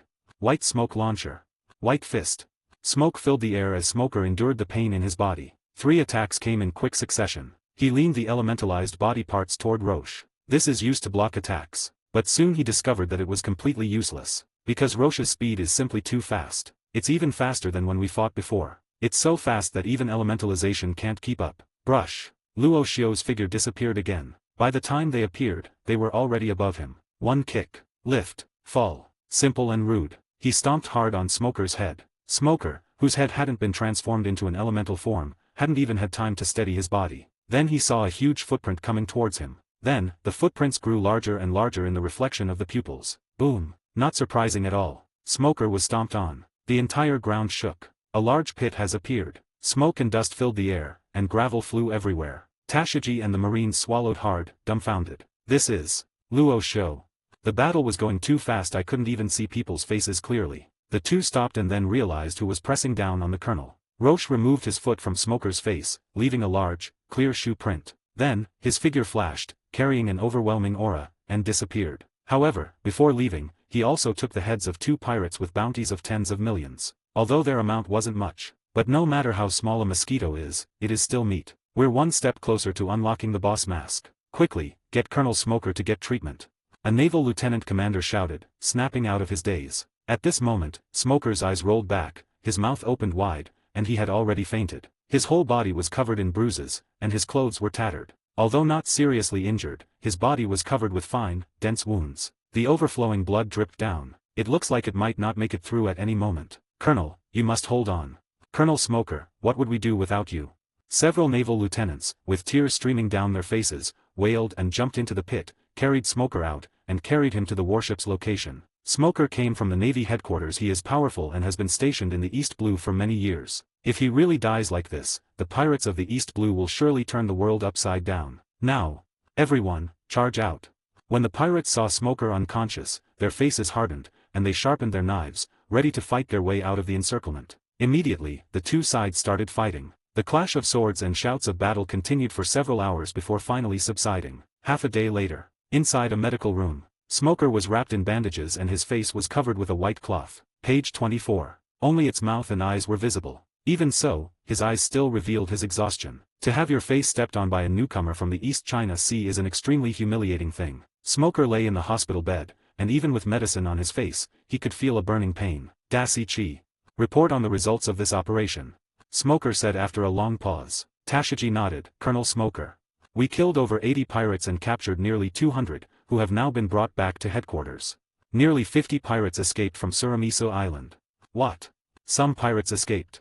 When Smoker heard the last sentence, his bandages almost broke. It's going to crack. This operation involved more than a dozen warships and nearly 1,000 naval soldiers. Weapons and ammunition were also fully stocked. The purpose of this operation was to wipe out all the pirates who had come to Waterwave Island. But the current result is so different from what was expected. Nearly 1,000 Navy personnel. Surprisingly, quite a few pirates managed to escape. What a joke. If this gets out, people will laugh their heads off. Colonel Smoker. Because you were injured and unconscious at the time, the Major and Lieutenant Colonel were there to ensure your safety. Therefore, several hundred elite naval soldiers were dispatched to escort you to the medical room. Therefore, the intensity of the encirclement and suppression operation was greatly reduced. In addition, Law's actions have boosted the morale of the pirates, and his elusive nature means we don't know if he'll strike again, so. Tashiji's voice trailed off until it was completely inaudible. My dear, there is more to come after this chapter. Please click on the next page to continue reading. There will be more exciting chapters later. Because at this moment, Smoker's mouth was crooked with anger. Cough cough. Smoker coughed suddenly. Hiss. The tremor aggravated his injuries, causing him to gasp in shock. Not only were they beaten up like this, but the originally planned and highly successful encirclement and suppression operation also encountered unexpected problems. Luo Xiao is utterly unforgivable. But then he couldn't help but reconsider. If Luo Xiao hadn't appeared back then, would things have turned out differently, and what about myself? He shook his head violently. Smoker mentally cursed himself. How could I have had such a thought? What about those 3 pirates with bounties over 10 million? Did they escape? Tashiji, they're all dead, killed by Rosh. It's him again. Smoker's eye twitched violently. During the naval encirclement and suppression operation, the 3 biggest pirates were killed by a non-naval member. This is a disgraceful thing to do anywhere. However, upon closer examination, Smoker discovered something even more amiss. It's one thing for Luo Xiao to cause me trouble, but why did he have to kill a pirate? He was completely confused and couldn't understand it. It doesn't make sense. Pirates are naturally opposed to each other, and Luo Xiao is wanted by the Navy. Logically speaking, the enemy of my enemy is my friend. Luo Xiao's behavior is completely inexplicable by common sense. Could it be, for the bounty? Subsequently, Smoker rejected the idea. Since Luo Xiao himself was wanted, how could he dare to exchange pirate heads for bounties at the Navy branch? Even if they dared, the Navy would absolutely not give it to them. Could it be because of her status? Correct. The 8 Great Demons. His eyes lit up as he recalled what Luo Xiao had said. Chapter 22, The Naval Headquarters Meeting. 8 Great Demons. And that holy lord I've never heard of before. Smoker tried hard to recall the information he had heard in the past. Finally, he sighed. There is no memory of it. Dasi Chi. Compile the information from this incident into a document and send it to Marineford, Naval Headquarters. Navy Headquarters. Marshal's Office. Sengoku Period, Naval Hero Garp, and Naval Admiral Kazuru. Zhangguo held a document in his hands, his brows furrowed. This document was sent from the East China Sea base. The above records the details of the battle after Morgans encountered Roche, as well as the outcome of the battle. Walking to the conference table, Zhangguo placed the documents on it. Garp. Do you remember that Roche we talked about before? He asked Garp. Kapu, who was sitting to the side munching on senbei, stopped putting food into his mouth. He tilted his head, deep in thought. That pirate from the East Blue. Warring States period, it's been 2 months, why do you still remember it? After saying that, Garp continued the action he had just paused on. A guy with a bounty of 60 million, surely that's not something you're really interested in. Did you call us here just for this kid? Garp was puzzled by Sengoku's sudden summons, thinking that something big had happened. It turns out it was all because of this person. Although it is indeed rare to find such a thing in the new world of the East China Sea with a population of 60 million, but there's no need to pay so much attention. The New World and the Grand Line have even more troubles to deal with. Kizuru listened to the conversation between his 2 seniors with a relaxed expression. It looks like someone clocks in and out of get off work on time. Smoker ran into him. Sengoku continued, pushing the documents in front of Garp as he spoke. I see. Garp smiled. Although Smoker isn't exactly a team player, he's perfectly capable of keeping things under control in the East Blue. That Luo Xiao has been dealt with by now, right? He glanced at the document and said with a smile, the rice cracker in his mouth about to spill out between his lips and teeth. Cap shook his head. Page 25. The document says that Smoker brought more than a dozen warships and nearly 1,000 Navy personnel to capture pirates. But because Rosh appeared halfway through, the mission was only half completed, and Smoker fought Rosh. In the end, he was defeated by him. He glanced at Garp with annoyance and recounted what had happened on Waterwave Island. The words fell. Garp's expression turned slightly serious. Smoker actually failed. Garp was somewhat surprised by the news. Smoker is the prized student of his former comrade in arms Zephyr, and also a user of the Logia-type devil fruit, Smoke. Having been stationed in the East China Sea for many years and possessing rich combat experience, he was still unable to defeat a newcomer from the East China Sea. But soon, Garp's expression returned to normal. This news, that would only give him a slight surprise. Smoker's rank is colonel, and he has the strength of a major general. Based on the assumption that Roche defeated Smoker, his strength should be around that of a lieutenant general. The strength of a vice admiral in the Navy headquarters is indeed extremely formidable for ordinary people. But it must be placed in the vast ocean. It's actually not enough. The 7 warlords of the sea, the 4 emperors' squad leaders, the 4 emperors, and their marine admirals. Which one of them isn't someone who transcends mere strength? Furthermore, Garp has seen far too many exceptionally talented individuals on the high seas during his many years at marine headquarters. There have been far too many blows delivered with iron fists. I don't really have a cold. If that were all, I wouldn't have summoned you all here. Sengoku said, looking at Garp's indifferent expression. What I just said were the least important parts of this incident. Most importantly, when Smoker fought Rosh, he discovered that Rosh was not a devil fruit user. Okay. Non-abled person. Sengoku's words made Garp sit up straighter. Without a doubt, the 3 people present were the pinnacle of the Navy's combat power. However, 2 of them are devil fruit users. They are Sengoku and Kizaru. But only Garp is a non-power user. As someone who became a top-tier powerhouse without relying on a devil fruit, Garp knew perfectly well what this meant. That is top-tier talent and terrifying potential. Roger, Shanks, and Mijilfteri all like that. He reached the ranks of the strongest without relying on devil fruits. This Luo Shio is probably more than just a lieutenant general. Moreover, according to the information recorded above, Smoker said he had only seen Luo Shio display such speed in one other person. Sengoku paused here, not finishing his sentence. But his eyes said it all. At that moment, his eyes turned to Kizaru. Kizaru asked jokingly, me. Marshal Sengoku, you're not joking, are you? Sengoku didn't speak, but his expression remained serious. Kizaru gave an embarrassed smile. The languid look on his face disappeared. Judging from the appearance of the Warring States period, it doesn't seem like he's joking at all. A non-powered individual, yet possesses speed comparable to mine. How is this possible? Kizaru's face showed shock, but even more confusion. As the user of the glint fruit, he possesses the ultimate speed in the entire ocean. However, he knew that these were all due to the enhancements brought by the fruit's abilities, because the glint fruit's specific attributes were already powerful enough. You won't find another one like it in the whole world. If there were someone in the world with combat power equal to his own, Kizaru probably wouldn't be too surprised. Because although such people are few, they do exist. But it would be absurd to say that someone could catch up with you in terms of speed. Moreover, this person didn't rely on a devil fruit. That would be even more outrageous. Garp remained silent. He's now thinking not only about speed, but also about the self-healing ability that the branch previously reported on. If one is not a devil fruit user, there are far fewer restrictions, and the future threat would be even greater. It seems we need to take this Luo Shio seriously. Such a figure has emerged from the East Blue. This is really troublesome. Garp said, tapping his fingers forcefully on the table. Kizaru nodded, also realizing the seriousness of the problem. If it were just him alone, that would be easier to handle. The problem is, it seems he's not the only one. Sengoku's goatee twitched, and a glint of light flashed in his eyes behind his black-rimmed round glasses. Warring States period, what do you mean by that? More than one? Garp asked, puzzled. Have you heard of the name Holy Lord? And the 8 Great Demons?